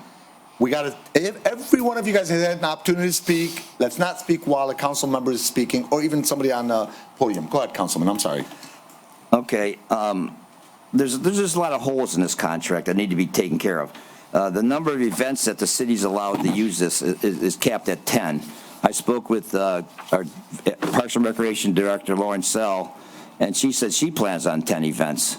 I mean, there was talk about having an art show and farm market and stuff like that. I mean, it should be unlimited usage by the city as long as it doesn't interfere with scheduled events at the banquet hall. I mean, that should be in the contract. Now, a contract is a contract, and it's legally binding. So things in the contract that the city is obligated to do has to be done by the city, or you can potentially be sued. Now, we have to maintain the parking lot and the sidewalks. So under contract, we have to plow Warren Valley parking lot and salt before we plow any senior center. Because we're not under contract to plow any senior center, but we will be under contract to plow Warren Valley. Now, we are under contract to salt Warren Valley parking lot and sidewalks, but we're not under contract to salt the street in front of the Vietnam veteran that has trouble getting out of his driveway. It says we are under contract to patch the golf cart paths, but we are not under contract to patch our own streets. We are under contract to trim and cut down trees on the golf course when needed, but we can't even get to where trees in our city that need to be. We're not, because they're not under contract. All these things are under contract, and the city could be sued if they don't do them. But these residents that complain about all these other things, since they're not under contract, there's no enforcement for the city to take care of these issues. And $3.4 million investment.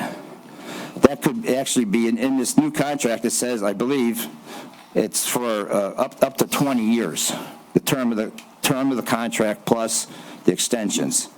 So theoretically, they could do $100,000 roof patch, and I know they're not going to do it, but theoretically, and not do anything for 19 years, and just use it, as a banquet hall. And like I said before, I never heard any residents say that they wanted a bigger banquet hall, but if that's the case, if you don't vote no on this contract, you're not taking the city's best interest in mind. There's never been, to my knowledge, a real estate evaluation of this property. If there has, can we get a copy of it, Mr. Mayor? Could you have a real estate evaluation of the property? Did we do one? Supposed to build on it, Councilman. Supposed to build on it? We're not supposed to build on it. It's a golf course. That's the real estate. So what's the property worth on open market? Well, I didn't get it appraised, Councilman, but that was never requested. What's the square footage for banquet halls? Council Chair? Well, I'm just saying, we're asked to vote on all this stuff. I'm not against voting yes on this. We're not talking about selling it, so why are we going to talk about an evaluation? We got families to attend to. Hey, gads, man. Can you get them voted? Yeah, okay. Now, this is very important. This is one of the biggest things the city's ever done. And it was thrown down our throats in 3-4 days. It was turned down last Tuesday, and with and 3 days later, we got another contract. So we don't even have time to go over all this stuff. None of us are, okay. So I want to ask each council member, Councilman Baydoun, can you tell me one thing that this contract is good for the city? It's my time to speak, Councilman. I'm going to speak. Okay, well, can you answer that question? Give me one thing that's in this contract that is good for the city. Well, it'll be up and running, so services will be offered back to. Well, that's pretty obvious. It could happen with anybody. Ask me for one, Councilman. Yeah. Well, okay. Is this a Just to be fair, no, 1 second, sir. Okay, Councilman Abdallah, can you tell me one thing that this contract is good for the city? Okay.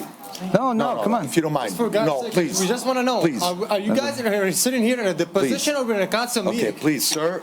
Sir, I don't want to throw anybody out. Please let him finish. Go ahead.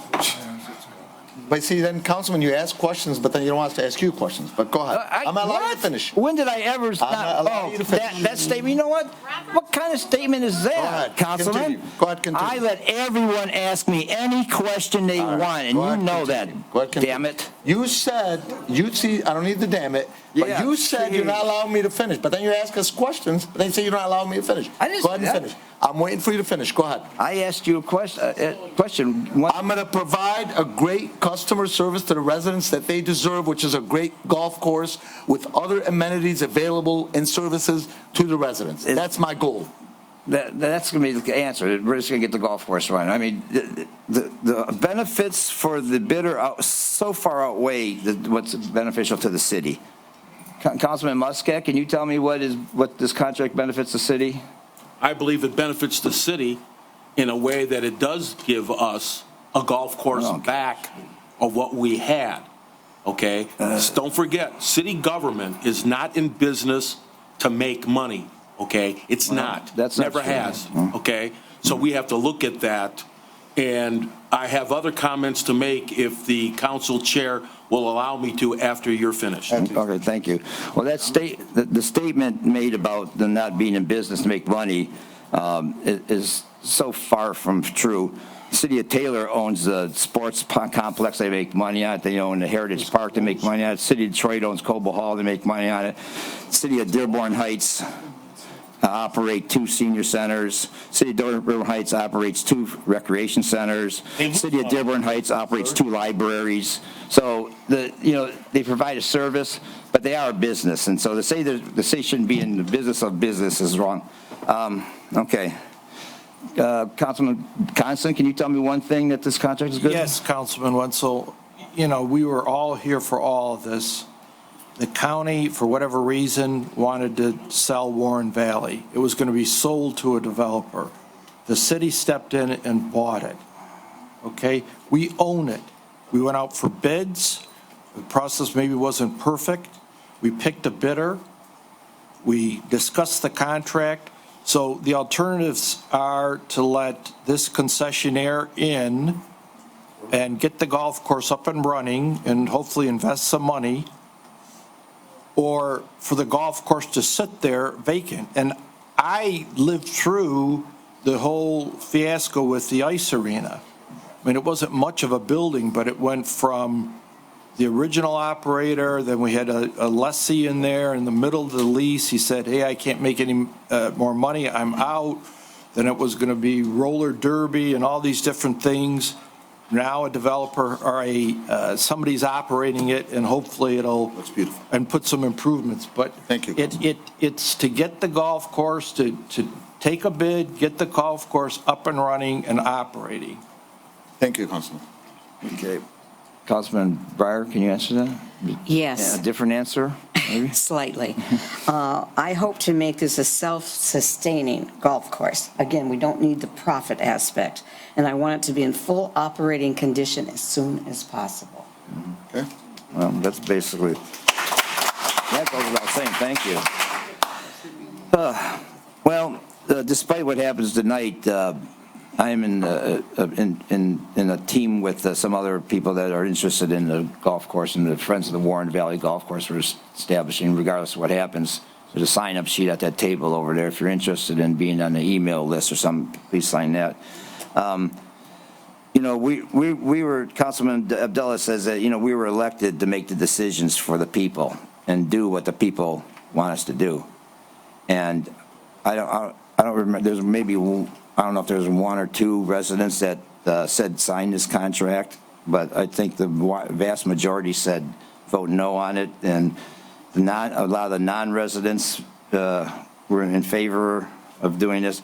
I'm not against getting this golf course up and running. It's just that this contract, like several residents stated, has too many holes in it, too many open-ended deals.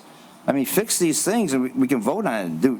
Do it the right way, because these things come to bite you in the butt later on. Thank you. Okay, thank you. Councilman Baidoon was next, if you don't mind. I wanted to address Let that. me have Councilman Baidoon, then you go next. I'd like him to go first. Okay, go ahead. I want to address this ordeal about what was said about being neutral on whatever. For many years, when we took over this banquet facility, I said to make this a successful banquet facility, you have to offer halal food, because that's the majority of the people that's in our city right now that's spending money. Even at one of your golf outings, no halal food was provided, and you had people of the Muslim faith come there, and all they could eat was mashed potatoes. That's correct. Or That's salad. incorrect. Okay? Now, I want a golf course that or a concession that's going to have a banquet facility where Joe Schmuckatelli from Squirrel Mountain, El Paso, Texas, can come up here and say, hey, look, I want pork ribs to be served at my banquet. Okay, I'm going to bring 100 golfers here. I want them to be able to say that, and I want them to be able to get it. And I'm going to hold that, but I also want to be able to make sure that when Ray Muscat has a golf outing, that my Muslim friends can get halal chicken, okay, or halal beef bacon. if we have a breakfast. It's got to be a combination or both, or it's not going to, it's going to fail if it doesn't. Just like even, people that don't drink. I don't drink alcohol. Not to say that I haven't, but I don't drink alcohol. But the fact of the matter is, in all sports venues, you got to have alcohol or you won't survive. So to have this talk about all of this, I think the person that's taken this over or will take it over if we vote yes is a smart enough businessman to know what he has to do. No different than somebody opening up a restaurant in Dearborn Heights right now. If you don't offer halal food, guess what? You're shutting your doors in 6 months. I guarantee it. Thank you, Councilman. Council Chair, Councilman I just like to say, I did serve halal food at my golf outing. That statement was 100%. Well, I didn't know that, but I heard a lot of people didn't want to eat it because they didn't know it was halal food. Council Chair, thank you so much, and to everybody being out here today, thank you guys for being here. To the Easter Brothers who have been here every single night, we saw them, we thank you.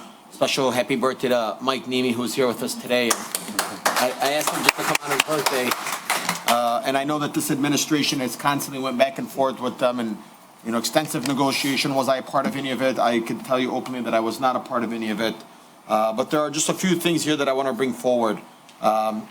I actually sat down with, before I go into that, a couple of things that I want to address. Like everybody here, like our treasurer, every single one of us here has received many extensive phone calls. Over the last 2 days, I've received, no joke, at least 50, 60 phone calls on no's. I've received about 10 on yeses. I've received about 30 emails going back and forth with different residents. But I'm going to tell you that, a lot of people had different ideas, different reasoning, similar to kind of Councilman Muscat. Where is the no behind it? Where is the yes? And what is the why behind these, close-ended and why we should vote in a certain way? And I want you to know that I listen to every single resident, but I'm not influenced by anybody.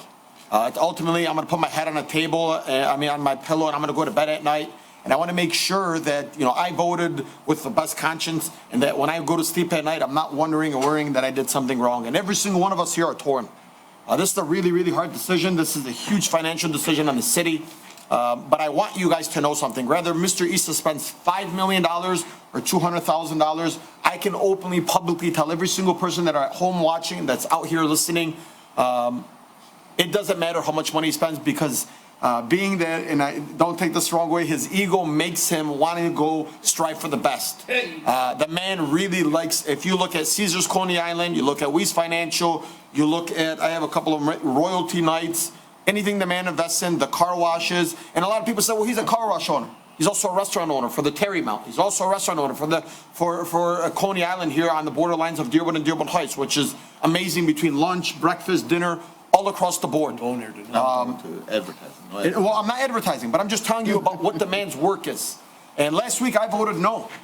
And it's not no because of Wissam. I'm going to tell you, there's not one person that lives in the city or surrounding of the city that's going to be able to take that golf course and be so, I hate to use the slang, but nobody's going to flex harder than Mr. Issa.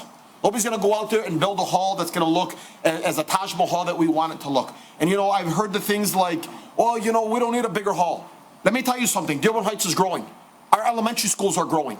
And to say that we don't need a bigger hall, I'm sorry, I disagree. There's nothing wrong with making a bigger hall. There's nothing wrong with allowing kids to have birthdays and bridal showers and events for us here at that golf course. And it's not just a golf course. You're absolutely correct. We're also focusing, and it seems like he really is focusing on the banquet hall. But there's nothing wrong with that. People are mad about this contract. The man's a business owner. Right now, if I'm gonna put together a contract, I'm gonna put it in the best interest of myself. I'm not gonna put it in the best interest of the city. But here, we have fiduciary duty here as council members to make sure that we put our citizens and the city forward first. That's what we made a promise to. We've made a promise to be fiscally responsible. And so I want you to understand, Mr. Issa is the best person for this job. That does not mean that this contract is the best thing for the city. I don't want you guys to take that in a different direction. I am torn between this. But I know that if we continue to wait, that penny's going to become a dime. That dime's going to become a nickel. We're going to end up spending thousands and hundreds of dollars. Now, I will tell you, Mr. Issa, I've read this contract, and there are a lot of open-ended things here. But nothing in the back of my mind tells me, right now, if me and you were doing a contract to buy my house, I would close my eyes, I would sign any document because I know the person that you are. I can't tell you that every single person here knows who you are, but I can tell you openly, I know Mr. Issa.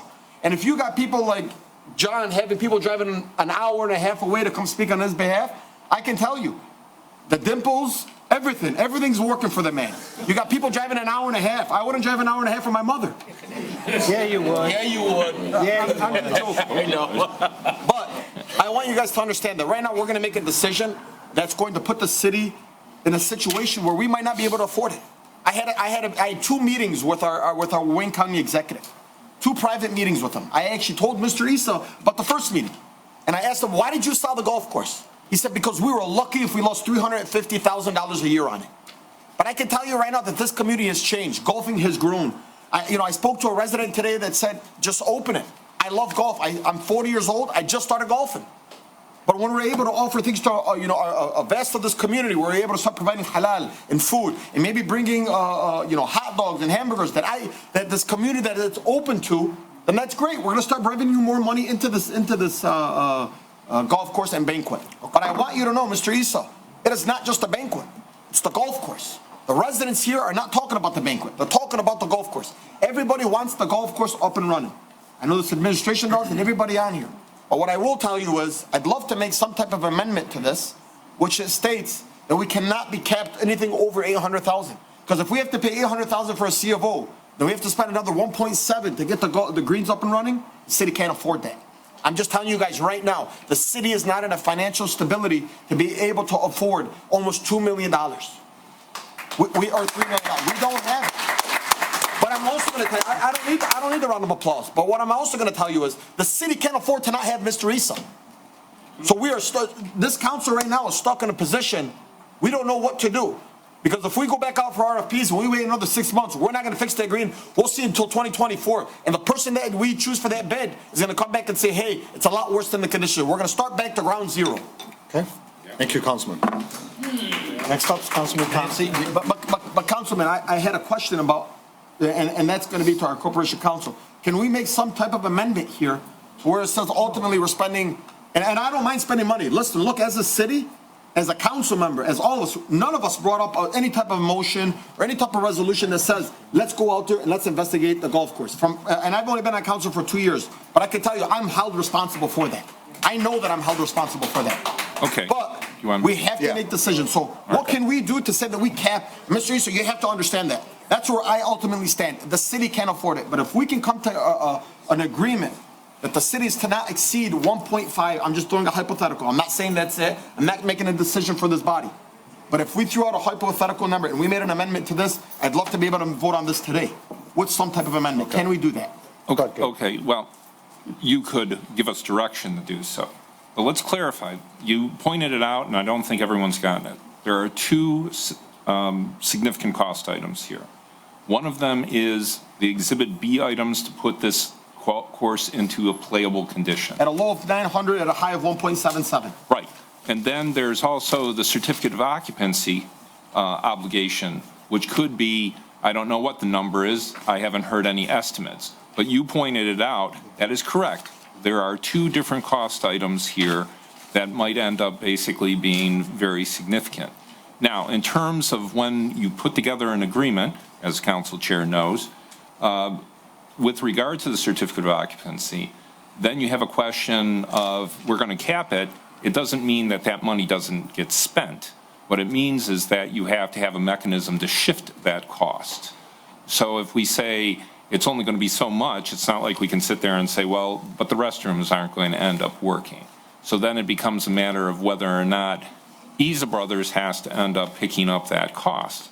Now, there would be a way we would potentially get around that, which would be to say, look, if you end up picking up those additional costs, then that's going to give you a credit toward your $3.4 million investment. So there are ways in which we could potentially end up finessing that, but that would end up being done more than likely in further negotiations. This wouldn't be a good point to do it. Mr. Issa's attorney is not here. It would be inappropriate for me to discuss things directly with him without his attorney being present. So my sense is, yes, the long and short of it is we could end up entering into further negotiations to address capping those items, but we would also have to end up being in a position to say how we were going to deal with the additional cost if those items go beyond, say, $1.6 million. How are we going to end up dealing with that? And that would be best done through negotiations. Okay. But Council Chair, you know, the 8B specifically says approved spending $800,000. It doesn't say $800,000 and more or more. It specifically says $800,000. Respectfully, Council, you don't dictate what the contract says. If you approve the contract, the city has the obligation to spend that. If you don't want to end up spending that money, we could be sued by Isa Brothers. I'm just saying what's on 8B. Read 8B, please. I have. Okay, and it says the Dearborn Heights City Council approves spending $800,000 to fix the Warren Valley Golf Course and receive a certificate of occupancy as outlined in 8B. It says 800, it doesn't say 800 plus or 800 minus, it says 800,000. But the point is that you don't dictate how this is going to, I mean, a court is going to say, Councilman Muscat, we don't care what you think. But how can I vote on 8B then?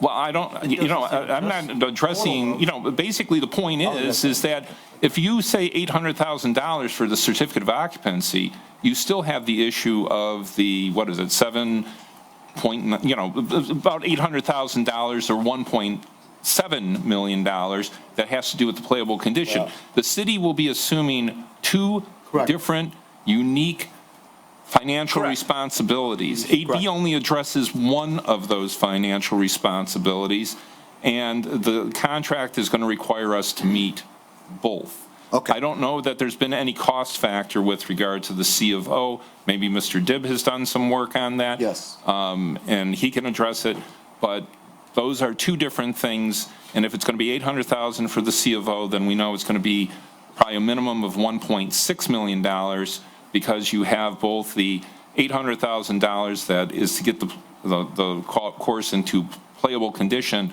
plus the C of O responsibility. Okay. And it could be more. Thank you. Can't reopen.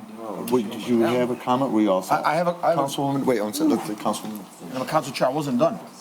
You're not done? No, I have a question for Mr. Deep. Okay, go ahead. Mr. Deep, and I'm sorry, guys, I just have a quick question here. Don't be sorry, Mo. It's your job. You're doing your job, Mo.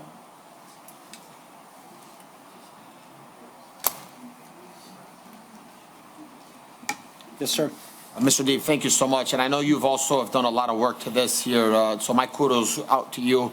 Mr. Deep, would you say that potentially, and maybe, I don't see John here, or Jason, I'm sorry, would you say that we could potentially be good at $800,000 for the CFO since you've done that? Would you think it's about $800,000 to $900,000 at the low? Because that's where I want to look at, you know? In addition to the 800 or? Correct, so an additional $800,000. Okay, so there are two items as the. I know, there's council exhibit, indicated. there's So the exhibit, high and the low. Right. Either 900,000 or 1.77. That's for the golf side. That's for the golf course side. of the 36 holes. So as a professional engineer, I just wanted to make the distinction. I'm looking at the safety item, what you're required to do in order for the city to issue a CFO. So this is the part that I understand that we're on the hook for the $800,000 up to. That's, and again, so this will be limited to, so this is not the nice to have. So these things will be the safety items, the cart pass, the bathrooms. Which all need to be fixed. And they all need to be done. Now, the 800 is currently in the contract as not to exceed, and that's just for the safety item, not for the nice to have. So the other part is still there. I understand. The other part. Yep. Somebody who has walked this course extensively and has been investing your time in this place since March. Right. What would you assume with Jason's expertise saying a high of 1.77 and a low of 900? Where do you see the grounds potentially being? On the high side. On the high side. Yes. Jason, do you also see that on the high side? And that's for 36 holes? No. 18. Okay, thank you. Yes, sir. Okay, so 1.8 is for 36 holes, 800,000 is for the C of O. Okay, the two separate ones, okay. 2.4 million. And we can't exceed, can we still exceed that 1.8? The 1.8 in terms of the playable condition? 1.77 on the high. I think that would be questionable. If I was asked, I would probably tell Revive, you need to take care of it because it's your estimate. And that would be my approach to it. But with the C of O, no, that's not capped. Okay. I mean, that would be my legal argument to a court, and that's what I would say to a contractor that gave us the estimate and then said, oh, we're at 2.2. I'd be like, you're going to be stuck with the figure. Okay, so a couple items on my end. Thank you, Mr. Deep. Sure. Councilman, did you have something to say? We all set? I just wanted to thank everybody that's worked so hard on this, trying to get a contract going. I'm glad we're able, hopefully, to vote on it tonight. So now I'd like us to get focused and get the golf course open and operating. Thank you. Councilman, we all set? Thank you, Council Chair. Dearborn Heights, like a lot of the older suburbs, the city of Detroit, they're getting out of pools, ice rinks, public golf courses. Belle Isle became a state park. The golf course was originally offered for sale to a developer. The city bought it to keep it a golf course. The bidding time could have been longer. I do not see any personal guarantee or even a partial personal guarantee.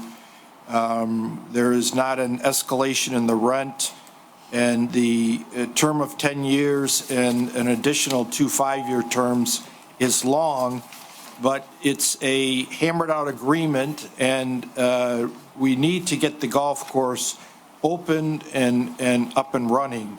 Again, I have seen what's happened to the ice rink, and really what happened to the golf course after the city took it over, and the developer or the concessionaire that was in there really with no rules, no oversight, no anything. I'd like to thank our corporation counsel for his great expertise in handling these negotiations. I think I saw that our corporation counsel was made the bad guy, maybe for representing the city's interest on this major financial deal. And I want to thank him for protecting the city's interest, the taxpayers' interest. But it's time to move forward. We'll keep the concessionaire's feet to the fire and make sure he lives up to the terms of the agreement. But let's get the golf course open and up and running. Okay. Thank you, Councilman. You'd like to say something. He said no. I'm sorry? I apologize, sir. We already had the residents be able to speak. You will have an opportunity to do a public comment, if that's what you prefer, afterwards. I apologize. I gave every resident an opportunity to speak. Okay, I'll allow you to say one sentence only, please. What I want to ask, Jason spoke, and he said what he was going to do. Did anybody say Mr. Issa? Yes. Yeah, he did. He spoke in 5 meetings, 5 times in a row. I mean, he addressed the audience here. Did Mr. Issa address the audience? He has. He has many a times. Multiple times. Not tonight, but many a times. And of course, he's been involved. No, not tonight. He chose not to. That's the way it is. Yeah. Okay. Thank you, sir. Okay, a couple of things that I want to bring the residents up, just to remind the residents a little bit. When this thing was put out for RFP, we got to keep in mind, it's not like people were lined up to bid on this particular property. Now, why were people not lined up? A lot of people, of course, want it to be great, up and running and all that, but let's keep something in mind. In order to make a bid on any property, you need to have a ready, willing, and able buyer. This is the way real estate works. Ready, willing, and able buyer, just like in the real estate business. So if somebody says, I want to run this golf course, but they don't have the money to be able to do it, then they are not an option for us. If somebody's got a lot of money to do it, but they don't want to really run it, that's not an option for us. We put it out for requests for proposals, the administration did, and they put the net out there. And what it brought back is 4 or 5 potential bidders. And I'm not going to rehash all the reasons why we picked one over the other. We already know what that is. But we picked one to work with and negotiate to an agreement, which is hopefully what we have today. But we'll find out, obviously, after voting. You've got somebody spending potentially $3.4 million. And keep in mind, when they're done with the 20 years, we keep the $3.4 million. I'd like to give you an example of that one, very similar to that one.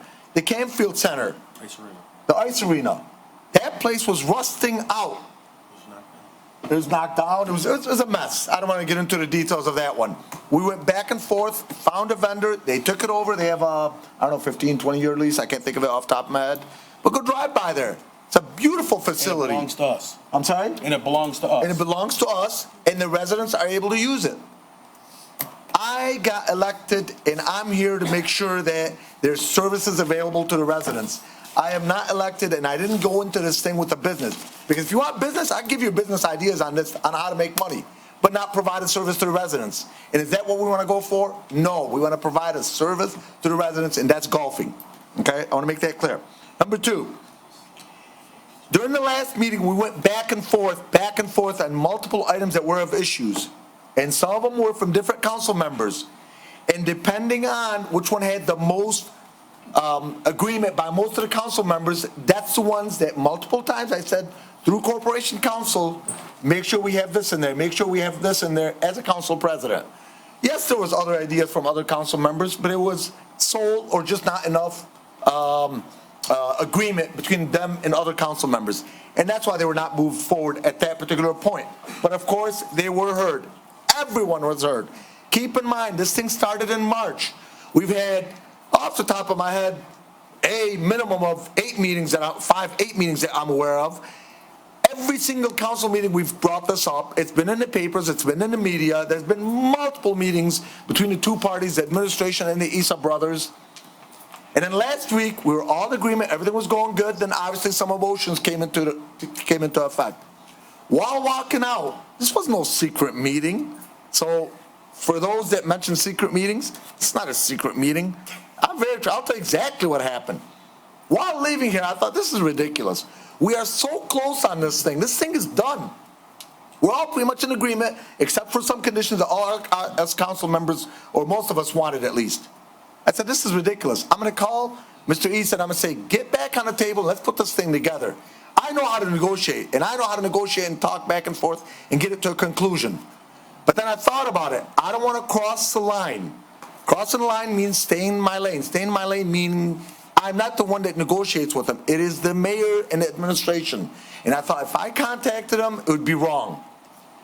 I walked up to the mayor while walking out, and I said, Mr. Mayor, I'm going to contact Mr. Issa. I know he got a little emotional. I'm going to get him back on the table so we could get this thing all wrapped up for the residents because we had no other person in place. Right. I said, do you mind if I call him tomorrow and talk to him and see if I could get him back on the table to get this thing to fruition? He said, no, it's okay. But he said, you know what? Is it okay if I also sit in on this? I said, yes, absolutely. All I'm doing is getting back to the table. We sat with him in the mayor's office, and we addressed the issues that we talked about in here. And what were they, if you remember, I brought them up. One of them was in the original contract was an item that it said the concessionaire anticipates spending $3.4 million. I'm not a lawyer, but I negotiate contracts for a living. And I said, I don't like that verbiage. That's too open-ended because anticipates, with due respect, I have no reason to believe that he wouldn't. But I have to protect the residents. Anticipates means he'd come in and say, well, you know what, I anticipated spending $3.4 million, no offense, but I decided 10 grand would be good enough. And so I spent $10,000. Now we gave it to somebody that spends $10,000 to fix it. And I said, no, I want it to be exactly $3.4 million, so we added that in there. But that's something I brought up at the council meeting. It's not something we just came up with in that moment. And then the other one was that's on page 3. The other one was on page 4. I'm sorry, that was the one that was on page 4. The other one that was on page 3, I said I didn't want any type of rental terms pre-agreed upon past the 20 years. We are only committing to 20 years. After 20 years, we don't know if we'll give it to them. We don't know if he'll have a lease again. Whoever's on council will have to decide at that particular point. That's the main. That's in red. Are you saying you're too old, you won't be on in 20 years? Who knows, okay? Council Chair. But that's the only thing that was on there. Point of order. Go ahead. Point of order. A motion has been brought up. Every council person has spoken. A motion was on the table. It was seconded. It's time to take a vote. I understand, but just like you got an opportunity to speak, I want to speak understand, out. but you also have spoken on it Many times. Okay, so please, let's move on with the business of the city and vote. But I don't want the impression when somebody says there's secret No, meetings. there is no secret meetings. You meet with the mayor every week on agenda Correct, as a items. council chair, correct. Everybody, we know that. If Okay. you're not available, Now, I have. lastly, I just want to make sure through our corporation council, the other issue, that was the last thing I was going to say is, it was left open-ended with a certificate of occupancy being provided by the city of Dearborn Heights. If you recall, again, no secret meetings, publicly in the council, I said that is not acceptable to me because that's too open-ended. What if, for providing a certificate of occupancy, it's $50 million? Then we're stuck with $50 million. That was not okay by me. I said, Mr. Isa, you know, when I sat with him, I said, you know you would not accept it, and I would not accept it. So I said, if it's going to be open-ended, I'm not accepting it. And that's where we talked with the city engineer and said, roughly what numbers are we talking? He said, at this point, roughly, this is not an official inspection, you're talking that price point. I said, okay, then let's cap it at that. I don't want to leave it open-ended, and that's why we have that clause in there. Now, lastly, personally, I'm speaking on my behalf, I want some sort of a cap on there at $800,000. If we were to do that, because I know with Mr. Issa, he was okay with that, and so was his attorney when he called him and told him he was okay with that. Is that correct, Mr. Issa? We're capping at $800,000. That doesn't mean if it's past $800,000 that this deal is dead. This deal is dead if nobody agrees to pay the difference. But at that point, obviously, somebody's got to pay the difference, if that's what ends up being. What is a way, and this is for me personally, I'm speaking, to keep this thing where it's no more than 800, that the city's not obligated anything above 800,000 unless we choose to, or maybe he chooses to pay the difference? What is the way to do that? Because that's the intent. We would have to actually negotiate that term. I wasn't part of this conversation that you ended up having and when you ended up talking, or when Mr. Shank got called. So I wasn't part of that conversation that you just alluded to. So I would want to speak to Mr. Shank about what would be necessary or what we could do about capping it at the $800,000. And I probably would want to end up firming up that the Exhibit B is going to end up being their obligation, Revive and/or Isa Brothers' obligation, just so we're all clear on that point, and then have a cost shift, that they're going to end up incurring any additional cost with respect to that. And then we can be very clear on what we're looking at. Council Chair. Go ahead, Councilman. What we might do is, because we've got the contract, it's, as you know, and I've done a lot of negotiations myself, things can go on forever. We could put on a third agenda item that says that the parties, the city and the Isa Brothers, in good faith, to add an amendment to the contract to cap the 800,000, and we can pass that resolution. But I think we've got the contract. It doesn't now contain that clause, so we can vote on the contract and then say, third. But the contract has it open-ended on the certificate of occupancy. That's my concern. So we can ask that, because otherwise then we have to not vote and we have to go back and get an agreement with everybody and their attorneys agreeing. That's what was the intent on everything. Go ahead, Corporation Counsel. Yeah, I was just going to say, I would advise against, respectfully, Councilman, the adding a third item to the agenda, because then you're already approving it, and then it's a motion. So, I mean, in essence, what you should be doing is either making a motion, approving it subject to some condition, and us coming back with some language, and I don't know if that's going to end up being acceptable, but Council Chair, you just said that on the call with Mr. Shank, he was in agreement. Mr. Shank, he was in agreement with that. Then I think we can potentially end up dealing with that. I would note, I have to note one thing, from my standpoint, I did not end up being consulted about this conversation before it ended up taking place. I have to say that, to be very clear, because of my ethical obligations. But he was agreeable with that.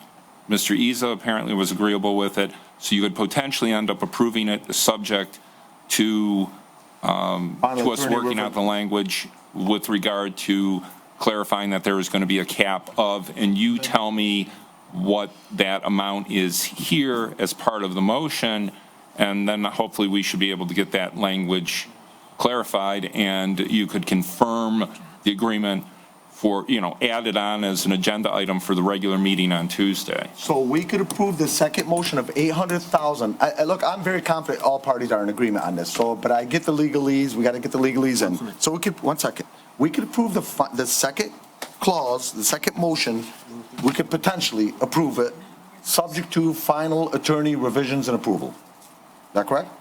I would want to end up having clarity in terms of the amount. I don't want to. 800,000. $800,000 for the playable condition and the No. certificate of occupancy? That's 800, I'm talking about certificate of occupancy. That's for the C of O? The city would be obligated on a certificate of occupancy at this point not to exceed $800,000. That's it. And if it is over 800,000, we'd have to go ahead and address it. Right, but then we have two options. I said, again, we could end up saying $800,000 with the idea that Isa Brothers will cover the rest of the cost, or we could say $800,000 with the idea that they would cover the rest of the cost and could offset that against their obligation on the 3.4. And I don't know what would work. Again, point of order. We're trying to renegotiate something here again. No, because if we agree on 8A, look at, we're open-ended. you're wrong. We have a motion on the table. You either accept it or you say no. This is the way it runs. That's Robert's Rules of Order. Okay. We have a motion, we have a second. So please stick to the motion at hand. Okay. We're carrying this on way too long. Then if you accept it like that, you're providing a certificate of occupancy, period. It is what it is. That is You can correct. vote no if you like, okay? See, now we're turning on the contract. Then it's up to you. That's up to you on how you vote. I The want to wrap motion is this. there. I want to wrap this up. We have a contract. We'll vote on the We contract. do have somebody from Shank's attorney firm here, an attorney. Are you? Well, I want to make sure it's up to him. Are you okay with them speaking on your behalf? Okay, come on up. She's an attorney at the Shank I know. firm. I'm just making sure. I don't know her as his attorney, so.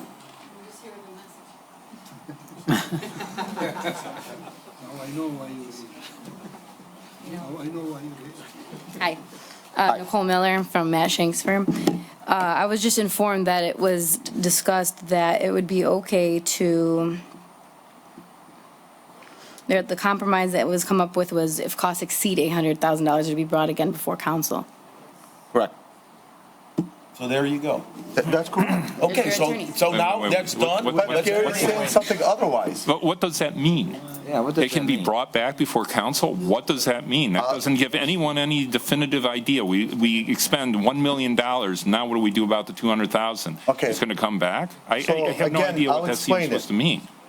When there's an inspection on the property, we will have a potential dollar figure, okay, from whoever's inspecting it. Once they inspect it, if that amount is $600,000, we've already agreed to pay up to $800,000 in order to provide a certificate of occupancy.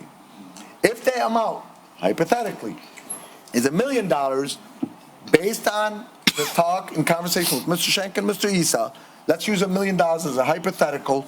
At that point, we as a body would have to either agree to pay the difference, or maybe he may agree to pay the difference, or we may say $200,000 each, or whatever. Well, two things. One, And now, again, we're talking certificate of occupancy. I know, but I didn't consent to that discussion in the first place. But setting aside that issue in the first place,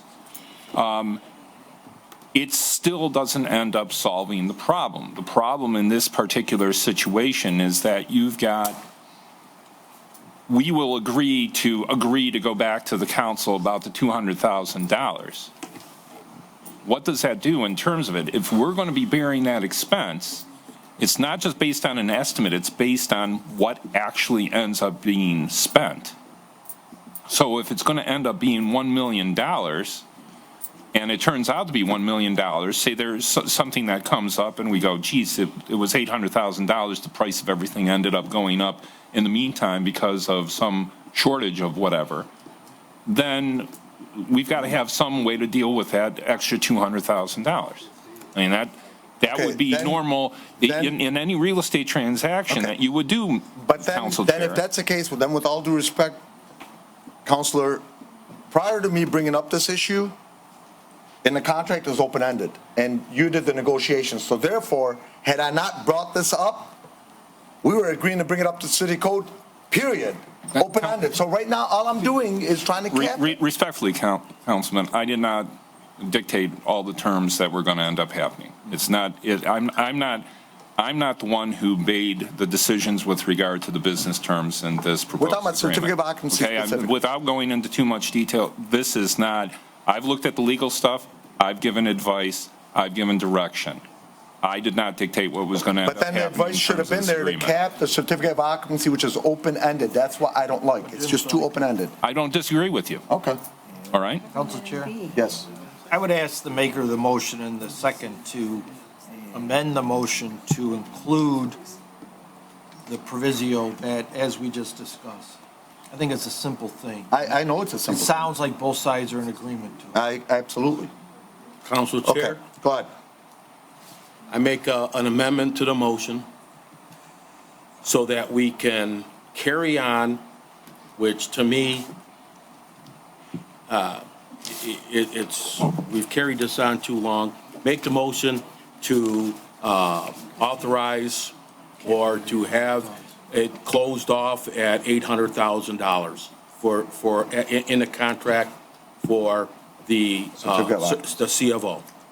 Okay. And do I get a second? Second. Okay, motion amended by Councilman Muscat, seconded by Madam Clerk. Can the second person seconding the amendment, because originally it was seconded by Mr. Baidoon. Go ahead. Is that okay to be a different person? No, Mo's second. Is okay? You second it, Mo? It doesn't matter. Okay, seconded by Councilman Baidoon. Is that clear enough for you? Yes. Okay, thank you. Say it again, I want to say, because it's the legal thing, it's a contract. So we have to amend to authorize to limit to 800. Oh, I'm sorry. Microphone. Okay, to authorize to amend the contract It should be, if I may, why don't I just take a shot at it and then we can correct? Okay. It'd be a motion to amend the main motion to approve the contract and authorize signatures conditioned upon a change in the agreement to reflect that the city will not be obligated to expend over $800,000 to obtain the certificate of occupancy, and if any further cost ends up being incurred for that purpose, that it will be borne by Isa Brothers, and I don't know if they're ready to address that issue, and it could be one of two ways at that point, borne by Isa Brothers and either offset against their $3.4 million investment or borne by Isa Brothers. If you want to make it easy, you would end up saying, will end up being offset against their $3.4 million investment. That should end up, I think I would have a hard time seeing that would not end up being acceptable, even though I'm not going to engage directly with Mr. Isa on this point. It's not appropriate for lawyers to deal with people directly on the other side of a transaction. So moved. Second. I support it. That's not the conversation we had.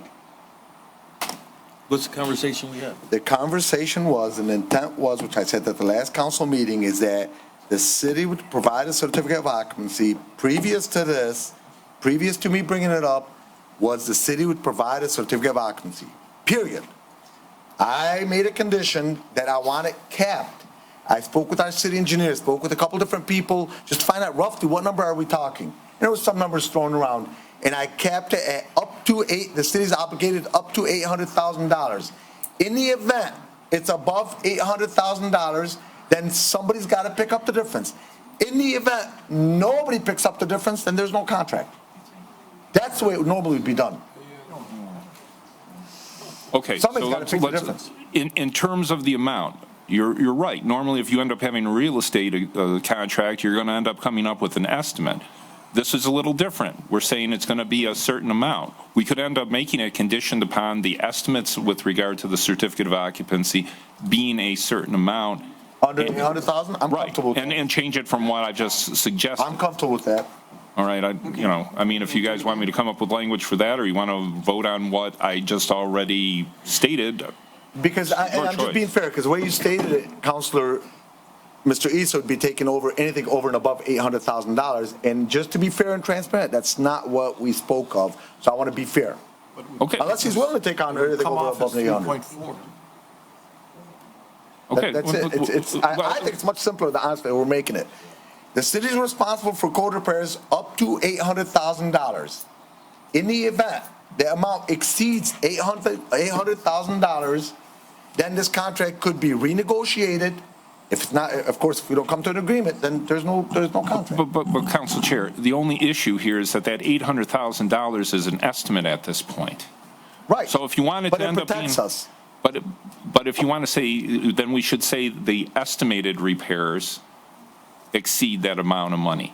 Then we can end up working with that language, and that would be fine. Okay. But what you're saying is that the repairs are going to do, and we don't know how much those are going to be right at this time.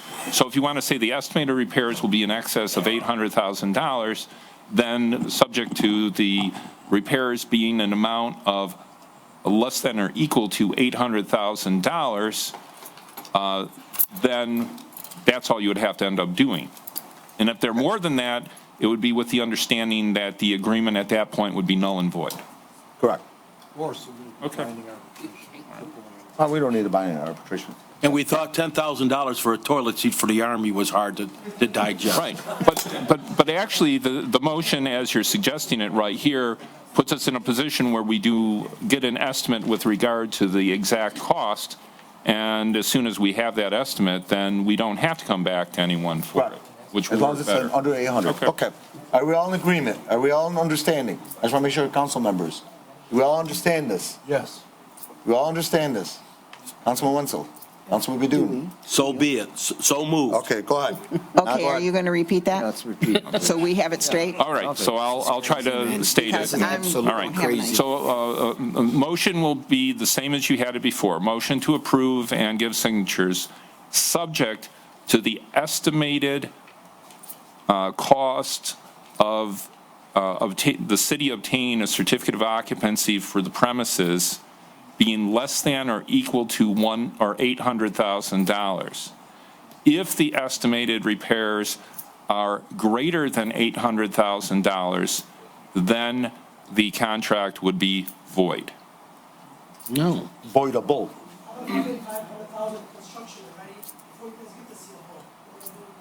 Well, this is exactly why we're going to have the city inspection done ASAP. Yeah, we're going to get that done, and the mayor will be all over it ASAP. I just don't think it's going to be $800,000. No, it's not. That's Okay. Okay. Are we all okay with that? Anybody not okay with that? Any comments? All right. Isn't it? Go ahead. So motion made on the table by Councilman Muscat, seconded by Councilman Baydoun. All in favor, please state aye. Aye. Those opposed? The ayes have it, motion carried. Next item on the agenda is Warren Valley Golf Course, spending on repairs and certificate of occupancy. Before anybody makes the motion, I just want to make sure. Council Chair, what did we just vote on? I mean, the amendment? No, The contract, A. yes. It was the amendment we were voting on. No, A. Yeah, no. The motion as amended. Yeah, we made an amendment, we agreed on an amendment, that's what you said, is that what don't we have to agree on the amendment? No. No, made the motion on 8A. And you had the opportunity to speak on it. I asked 3 times, anybody have any questions? I look both You ways. had questions, but I had a statement to make, yeah. Council Chair, this is going too far. See, that's what I mean. Yeah, well, I mean, there's so much bull crap being said in the last 5 minutes, no one understands what was happening there.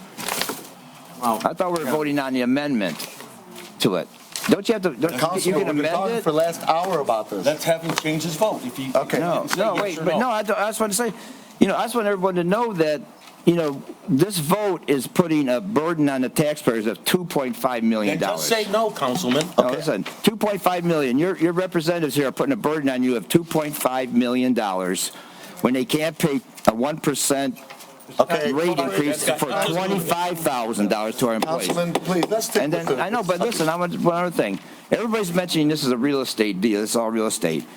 I want Councilman Abdullah should abstain from voting because it's a conflict of interest. How is it a conflict of interest? Financial business involved in this. Well, the Century 21 could never be involved with this at all, make any profit. Any employee of Century 21. Guys, Councilman, seriously? Yeah. I mean, seriously, I'm not going to address it. I'm just going to be nice and not address it. So thank you. I'll just say I'm gonna thank be you. honest with you, this is a little insulting, and we It is. gotta No, have it's some not. respect for the council chair. I do, I'm saying. All right, so you know what? 1 second. I'm allowed the councilman out of fairness to re-vote on this because he's saying he wasn't sure what we were voting on. I'm allowed him to re-vote on this. Madam Clerk, can we re-vote on this? Is that okay? Is that okay? I did not Yes, hear let's just him make say sure we're anything. clear on I what's want to going make sure on. we're clear Yes, that I know. Okay. this is what I Madam understand. Clerk, on the motion that was made, with the amendment that was made to that motion, we're going to go ahead and take roll call on that vote, please. All right. Madam Clerk. Council. Stay will vote on Just to make 8A. sure that the minutes are going to be clear on this. As Yeah. I understand it, there was a friendly. Quiet in the audience, There was a- please. Please, quiet in the audience. There was a friendly amendment that was accepted to put the motion as motion to approve the agreement as submitted and to approve signatures, subject to the condition that the C of O estimated repairs Please, would be sir. less than or equal to $800,000. If they come out to be greater than $800,000, then the agreement would be void. That's what I last said, and that's my understanding. Correct. So there was a friendly amendment that was made to the original motion. Councilman Muscat. And that's all been accepted. Seconded by And Councilman now you are voting on the original motion as Correct. amended, as I've just stated it. Correct. And that's what it should be Correct. right now. 8A. So, Madam Clerk, 8A. can we vote on that like that and take roll call, please? Yes. Okay? Okay. We're taking a re-vote, so the first vote is voided. Go ahead. Ready? You want me Yes. to roll call vote? Yes, go ahead, please. Dave Abdallah, Yes. Mo Baidoon, Yes. Nancy Breyer, Yes. Robert Constant, Yes. Ray Muscat. Yes. Tom Wenzel. No. Motion carries 5-1. Okay. Motion carried. Next item on the agenda is item 8B, Warren Valley Golf Course spending on repairs and certificate of occupancy. Council Chair, Councilman Muscat. I move that the Dearborn Heights City Council approve spending $800,000 to fix the Warren Valley Golf Course and receive a certificate of occupancy as outlined in 8B. Support. Okay, motion made by Councilman Muscat, supported by Councilwoman Breyer. Is there any discussion on that? Corporation Council, just to make sure, if we approve this or deny this, but let's use approve at this point, that would not be conflicting to the motion that we made earlier, because it sounds like it would be. No, all it's doing is authorizing the expenditure of up to that 800. amount So of we're money. good. Yes. Okay, no problem. Any other discussions on this? Council Chair, 8B, go ahead, Councilman. when City of Dearborn Heights purchased the Warren Valley Golf Course, one of the agreements was that there would be no taxpayer money spent on the golf course. I'm don't not sure if that remember was that. in the contract, but that was a verbal agreement. Wait, you said when the City of Dearborn Heights purchased the golf course? That was one of the I believe it was at one of the meetings we had, it said that there would be no city taxpayer money put into the I golf don't course. remember With that. due respect, just the fact that we I know a lot bought of it people would mean remember that that. we paid for it. I mean, that would mean we did spend money on it. Once we purchased it, We yeah. bought it. So, Yeah. I mean, that automatically is spending money on the golf course. Yeah, but once we bought it, we wouldn't be putting money into it. That's I don't recall that. Yeah, and I mean, does anybody, I remember that at the meeting. I don't remember that as a council I member, don't remember it, but, and we went round and round on it. okay. Any other Council Chair, comments? we got, I mean, we've been here since 5 o'clock. It's 2.5 hours on 2 agenda items. Can we go ahead and make this vote, make this motion and move on? Okay, Councilman. Come on, you guys. guys. Come on. Come on, man. I gotta go home. Yeah, we already stuck them, Your for wife would like you 2.5 staying million. here. Please, Yeah, we- Councilman, is there anything else? Yeah, I just want to say, yeah, we might as well go because we already stuck them for $2.5 million. Okay. Let's get out of here. I mean, okay, thank you. Okay. Next item on the agenda, again, just to repeat, motion made by Councilman Muscat, supported by Councilwoman Breyer. All in favor, please state aye. Aye. Those opposed? No. Okay, Madam Clerk, please take roll call. Dave Abdallah, Yes. Mo Baidoon. Yes. Nancy Breyer, Yes. Robert Constant, Yes. Ray Muscat. Yes. Tom Wenzel. No. Motion carries 5-1. Okay, motion carried. I just want to let everybody know, I didn't vote yes, it's because I've been here for 2.5 hours. I've spent close to 20 years in these council chambers. Yes, you did. Over the last 20 years, okay? Yes. And I once told Marge Horvath, I don't care how long you stay here, this is for the citizens of the city. So 2.5 hours means nothing to me. Next item on that. Council Chair, I just want to respond to that, please, if that's okay. I don't mean that. That's no disrespect Yeah, to you. It's a little insulting. No, it's not. I didn't insult you. Guys, Hold on. okay, but you guys are arguing back and forth. Hey, You take it like a child here. Now that's an insult. Go through the You council want to chair, be insulted. Council Chair, let me tell you something. One, I don't like that councilman is calling me a child.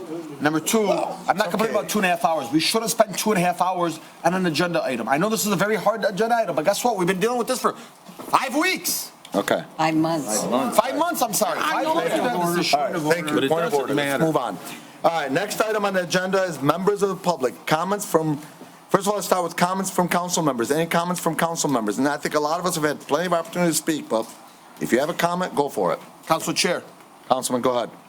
You know what? I got to tell you, on January, when we first started here, this council, this body was really working side by side, alongside. No insults, none of these, behind, underneath your breath, talking little comments. They got to stop, number one. And that includes with me as well. Also, today here, we made a vote, a huge vote. I'm not happy with, having to vote at 2.5, that could potentially cost the city $2.5 million. Believe it or not, I told Mr. Eastside, I've told the mayor, I've told all you guys this. I'm completely against it. But if I continue to prolong this, next year it might be 3.5. It might be 4.5. This was not a good decision. It really wasn't. But it's the only decision that we had in front of us. And, right now, this golf course needs to be put up. It needs to be up and running. And so that our residents can go back out and enjoy this. I hope that we're able to reap these benefits. And what really sold me here, Councilman, and it's what you said. In 20 years, that $3.5 million that, Mr. Issa puts into this place will belong to us, will belong to my son, will belong to, my family and everybody here in Dearborn Heights.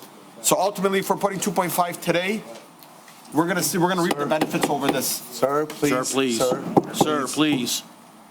We're speaking here. But what I'd like to just remind our colleagues here, sometimes things can get really frustrating. One too many times here today, we've disrespected each other. And I'm not going to point fingers no more, but I'm going to tell you guys, we need to start acting like professionals. Plain and simple. And if somebody says a comment like, and I'm going to speak for myself, that I've been here for 2.5 hours on something we've been talking about since March, yes, it's way too long. We should have voted on this. I know everybody has their concerns. I know everybody's upset. And I'm glad that we were able to get this taken care of. But that doesn't mean that I don't want to be here. I ran here because I want to be here.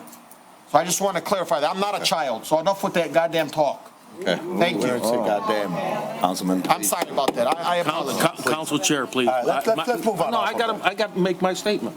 All right, see the councilman, then he's going to go back to something. No, I'm just going to say, if I offended the councilman, I truly apologize. Okay. But it was not meant to offend you. I just want to let everybody know that 2.5 hours really meant nothing to be here, okay?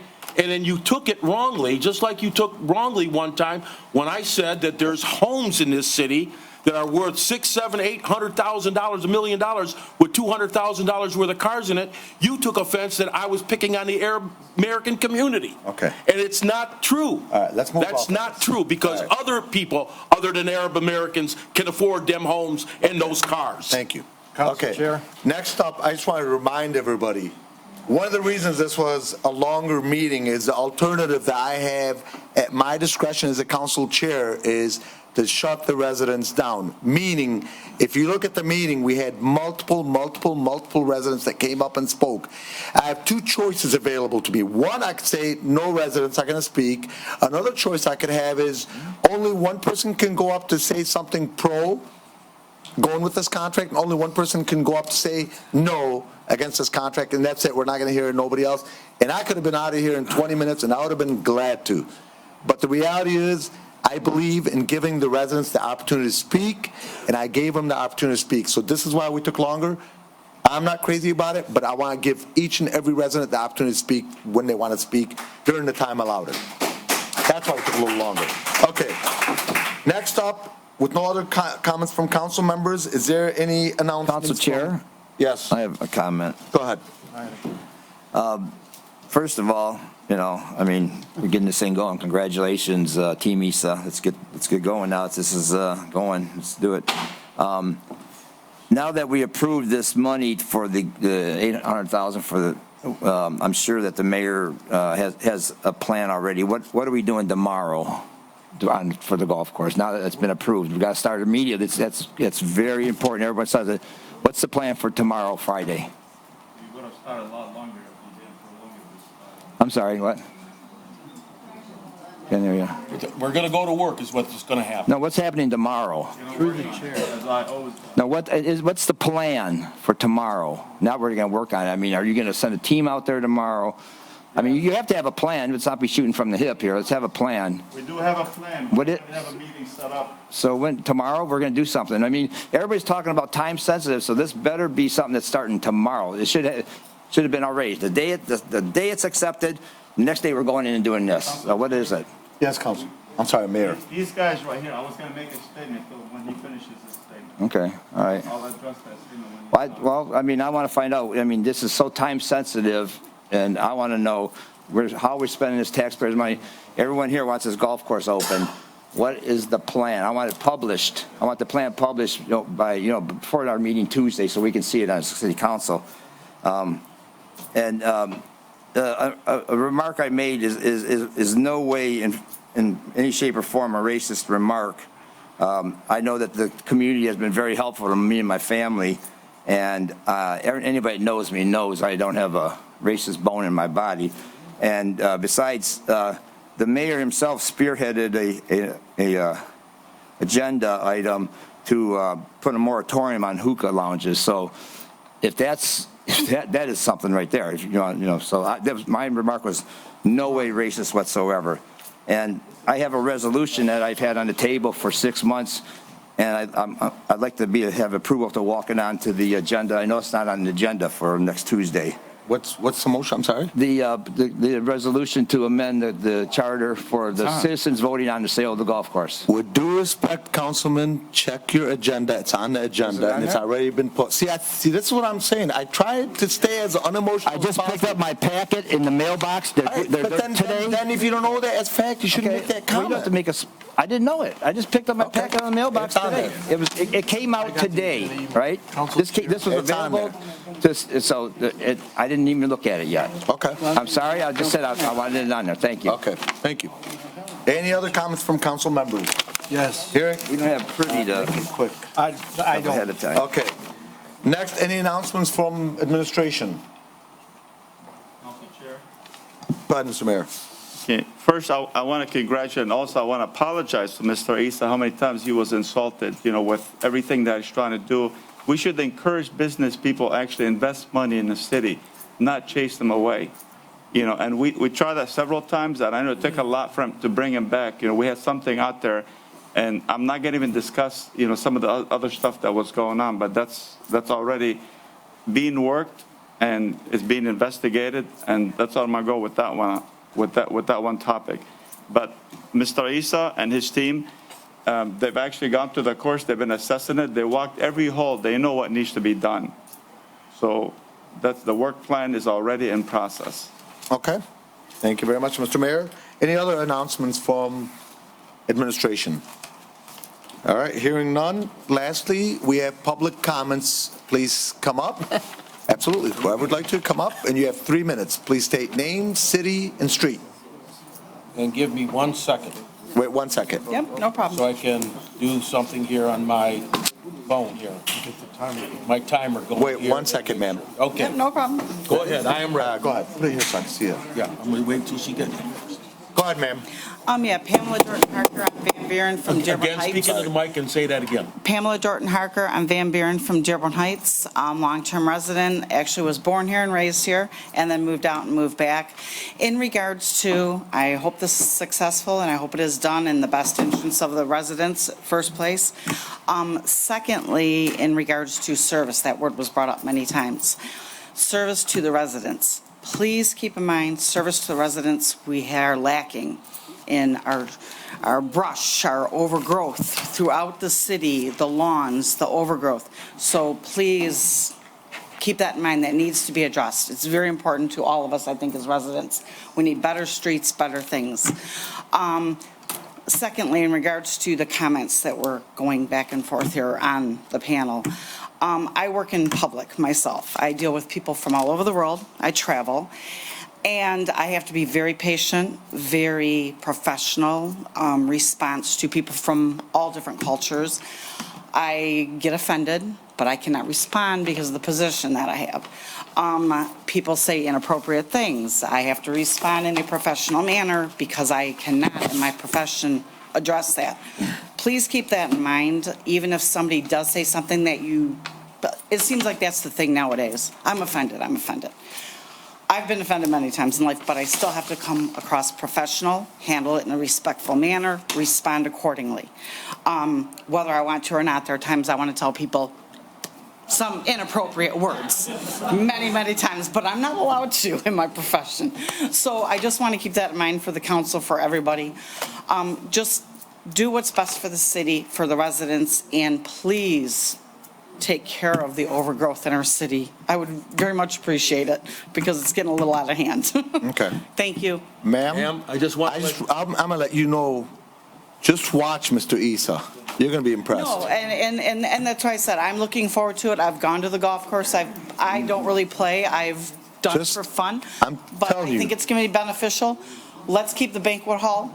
This is a beautiful thing, but not a humorous thing. But I think it's going to. If you ever watched, if you ever watched, audience, please, sir, please, sir.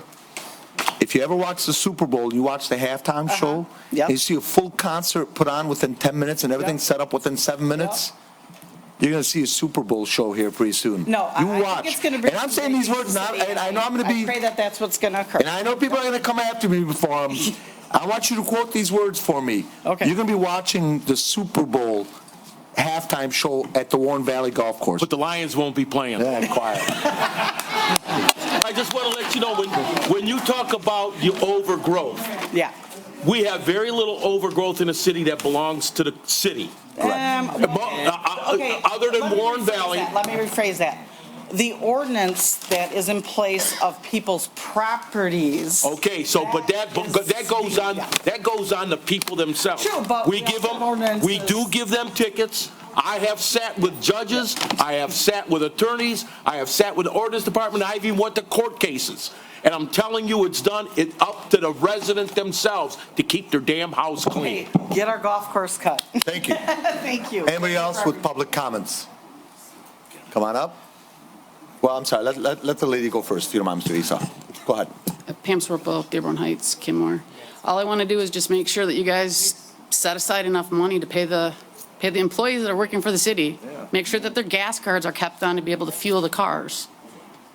Make sure that, 1% raises isn't appropriate. Take care of your employees. You've got this big, huge golf course, but you're not taking care of the employees that are working for the city.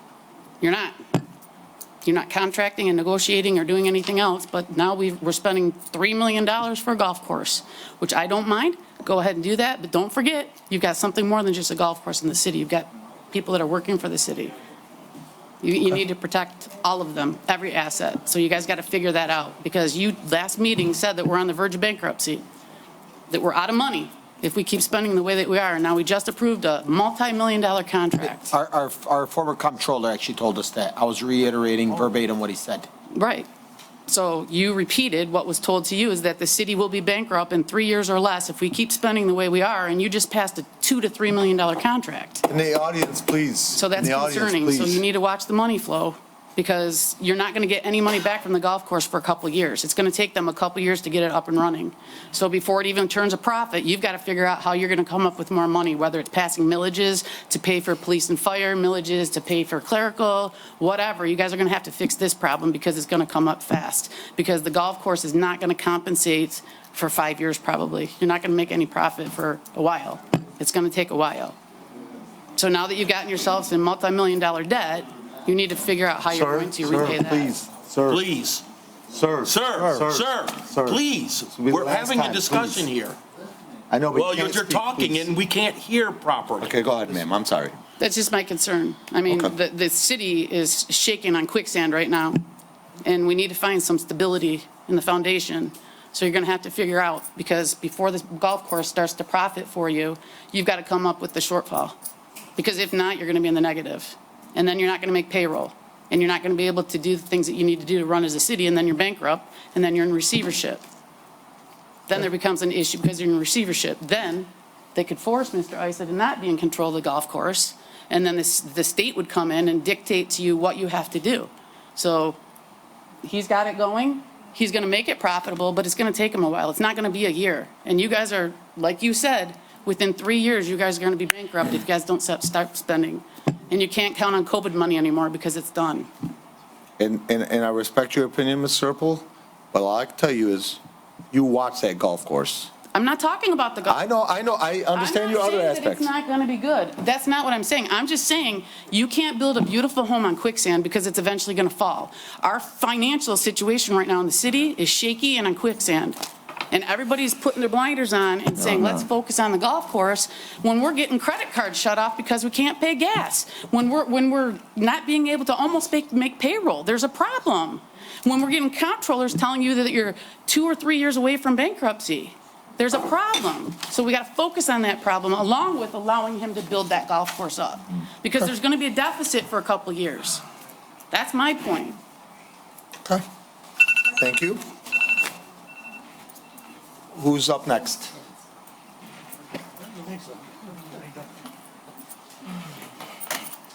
Vince Strapkowski, Columbia Street. You all know Dearborn I'm Heights. very passionate about Dearborn this. Heights, please. Dearborn Heights, Michigan, Wayne County. You all know I've been very passionate about the city ever since I was a little kid. I've worked for the city. I've retired from the city, but not on. How's this? Better. Jeez, I have a better microphone. Lost track of where I was. Anyway, I've been very passionate about this city. Congratulations, Mr. Isa.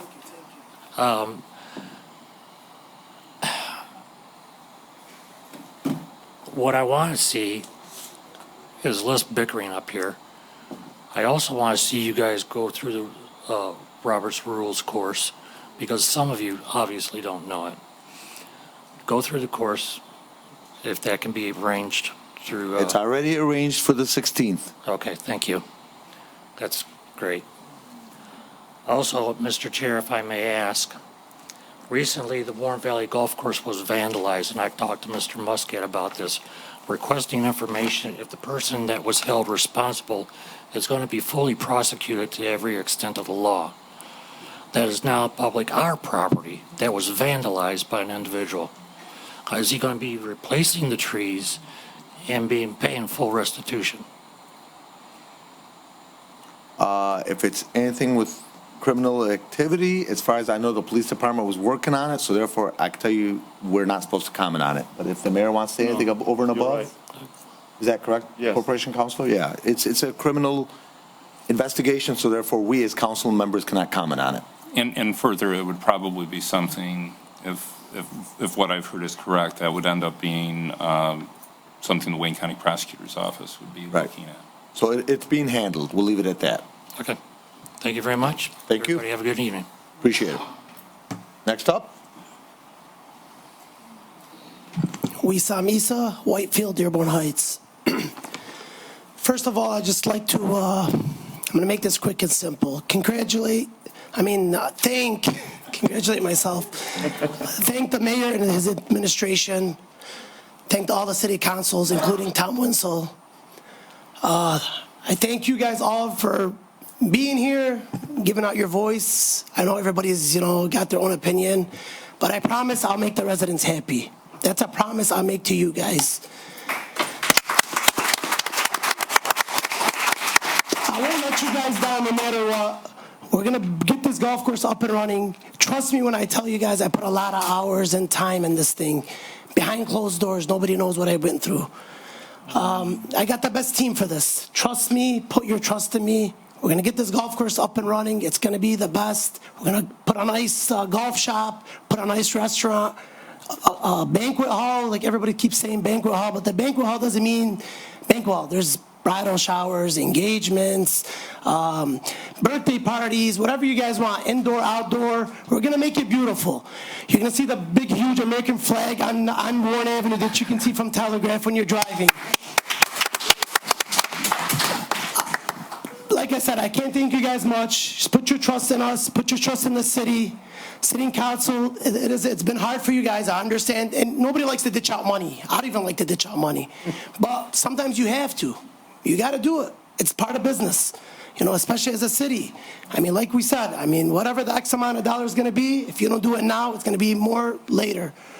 So just trust in them, trust in me. Mr. Winsel, don't worry, you'll have your golf outing there next year. Don't worry. I got you. And God bless you guys all. I love you guys all, man. No matter if you guys are with me or without me, with me or against me, I love you guys. God bless you guys. Let me go eat my dinner before it gets cold. I'll see you guys. See you. I don't have time. Bye-bye, guys. Bye-bye. Hassan Saab, John Daly, Dearborn Heights. Just a few things I want to put. Everybody complains that the city is on near bankruptcy. I've been working with a few attorneys on getting Act 78 put on the ballot next year and also Act 345 on the ballot to get it rescinded and renegotiated because we're absolutely getting robbed by it. And if you don't know what Act 345 is, look at your tax bill. There's a breakdown and look at the acts and how much money is going to them before anybody complains that nobody's making money. Thank you guys. Have a good evening. And thank you guys for getting this over with. Anyone else? Public comments? Council Chair? You got All right. two on, Anybody? have one more. Go ahead, sir. And you got somebody, you got two on Zoom. I talked before. We'll go to Zoom next. Yes. Bob Davis, better known as Red. I'm an ex-international rep for the UAW. This was a good meeting. You had pro and cons, but you all came together for one thing, to make the city better, and I thank you very much. And you guys all take care and bless you. Thank you, sir. Love you, man. Love you. Part of this is, as a resident, part of this is. So if you don't mind. Gary Meineke, Plainfield Street, Dearborn Heights. Right, but I'm saying if you're saying you want to separate it, then state which one's as an attorney, which one's as a resident. First one, just so that we're all clear, under the Open Meetings Act, everyone has an ability to comment. It cannot be cut off. Absolutely. And you can't end up limiting it. It's an individual ability for each person. So if you have 300 people who get up here, everyone has to be given an opportunity to speak. And I've always given them. Even if they're being redundant, they have their opportunity. And that's why I've always given them the opportunity. And that's how I just wanted to be clear. Second thing is I wanted to be clear too. Councilman Constan gave me a lot of credit with regard to this, but ultimately the business terms of this agreement reflect the efforts of Mayor Bazey and yourself and other people with respect to this. So, my role has been in terms of legal stuff, but ultimately everything that I've done has reflected the direction of the mayor and council with respect to these terms. So I just want to be clear about that, and that's all I have to say. Okay, sir. Thank you. Anyone else? Go to Zoom. All right, now we're going to go ahead and go to Zoom. We'll go with Dana first, and then we'll go with Commissioner David Kniezek. Good evening again, Council. Dana Parrish, Friendly Party Alliance. I just wanted to congratulate everyone on finally coming together on making a decision on vote. I want to address one thing. Councilman Wenzel brought up the phenomenal costs. And yes, some big costs, some big numbers here. One of the costs that he didn't look at, though, was the cost of sending council back repeatedly with changes. Every time you had to go back, change this a little, tweak that a little, look at this, do that. Most people don't think about the costs that we have to send our corporation council back and forth. It's not cheap. We don't. He's not paid. He's not paid under just a salary, as we know. He's paid by the hour. So we're racking up bills, and we're racking up bills, and we're racking up bills. keep wanting to retweak things instead of thinking them through when you get 4 or 5 months to think about this. And it's really frustrating to see people who haven't even looked at packets, council packets, that talk to people. And I know there is a restriction against you meeting together. That's for a certain number. A couple of you can sit and talk together and not be in violation of the Open Meetings Act. And you should do that. If you're having problems understanding language, you should call, talk, figure this stuff out before you meetings. Do your homework, please, for the residents, so you don't get there and say, I didn't understand, I don't know, I didn't get a chance to look at it, I didn't see my packet, I just got my packet. What's this, what's that? Oh, let's have a new study session for this. You're wasting our money. You're wasting our time. It's consistently happening, meeting after meeting. Our money is being wasted because you're not taking the time to do your homework that you're elected to do. Thank you very much for getting this done. I appreciate it. Everybody have a good night. Thank you very much. Thank you, Dana. Next up is Commissioner David Kniezek. Commissioner, if you don't mind, please state if you're speaking as a commissioner or as a resident. Thank you, Mr. Chair. I am speaking this evening as the commissioner for the city of Dearborn Heights. Let me begin just by extending a good evening to you. Wait, you got cut off. You got cut off. Start again. I'm sorry. Bad internet. Bad internet. It's not my fault. That's quite all right. I wanted to start by saying good evening to you, Mr. Chair, and the other members of the city. Are you losing me again? Yeah, okay. Let's try this one more time. It's not your fault. It's on our end, unfortunately, and our internet provider is working on this. So 1 second. Okay, go ahead. How's now? Better. Say it fast so it doesn't go out. I want to say good evening to you, Mr. Chair, and the other members of the city council. I want to say good evening to the mayor. No, you got lost. The mayor. all those in attendance this evening. Are you listening to me again? No, we're good. Go ahead. We're We good. added the mayor. We're filling it in. Okay. I'll be brief, if only because of the connection issues. I'll tell you a very brief story. When I was a member of the House and the Senate, I used to get a phone call from a woman on Beach Daily every other week or so, complaining about the condition of Beach Daily between Warren and Joy. And for the entire time that I was in the House and Senate, I would tell her, oh no, that's a county issue. You have to call the county. I was appointed to the county commission on February 6th, 2020. On February 7th, 2020, she called me and said, now what are you going to say?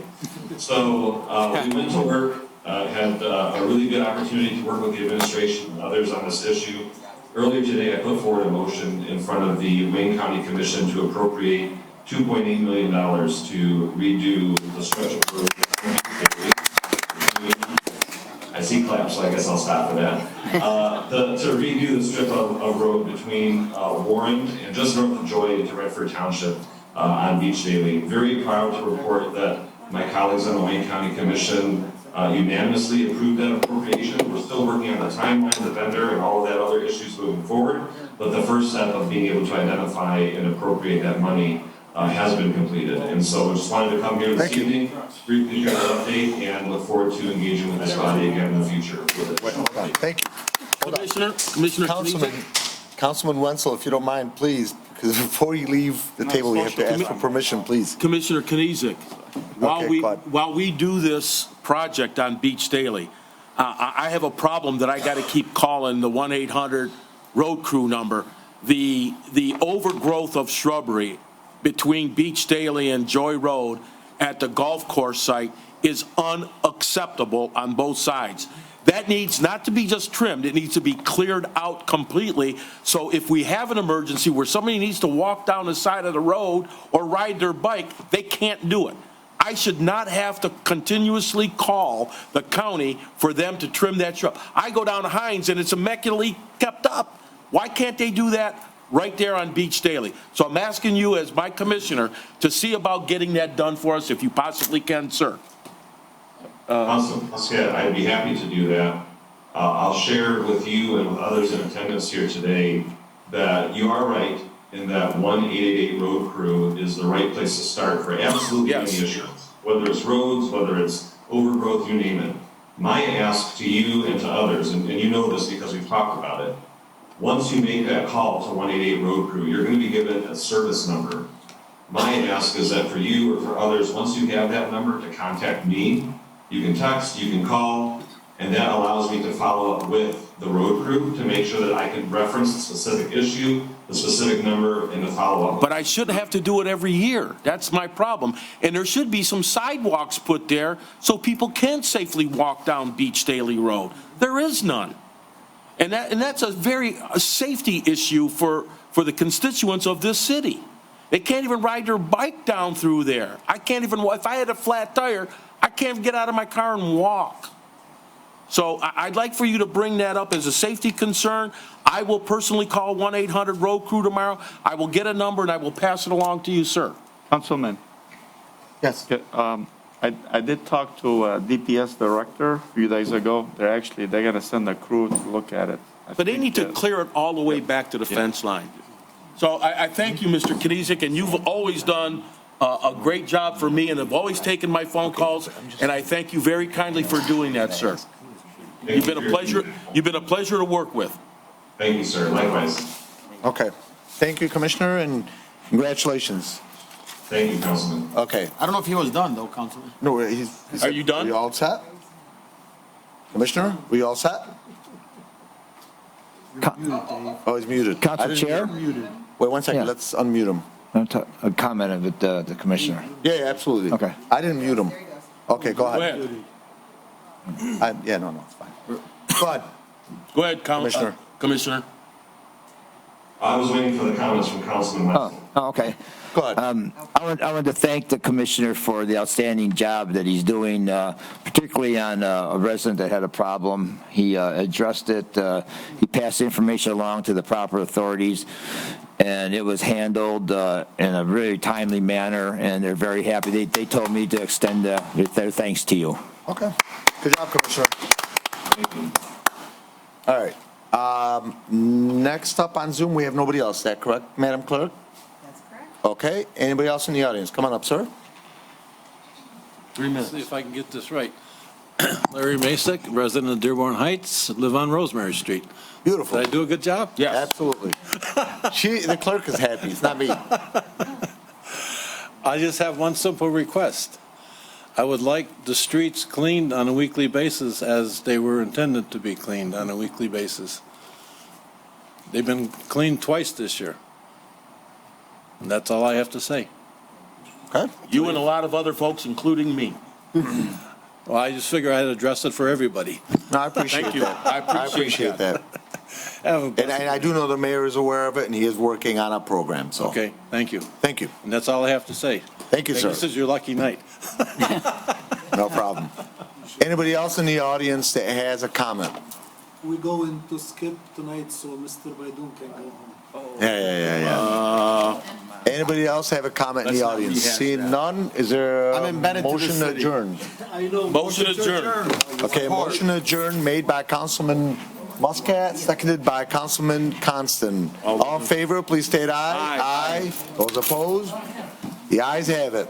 Thank you very much, and good night, ladies and gentlemen.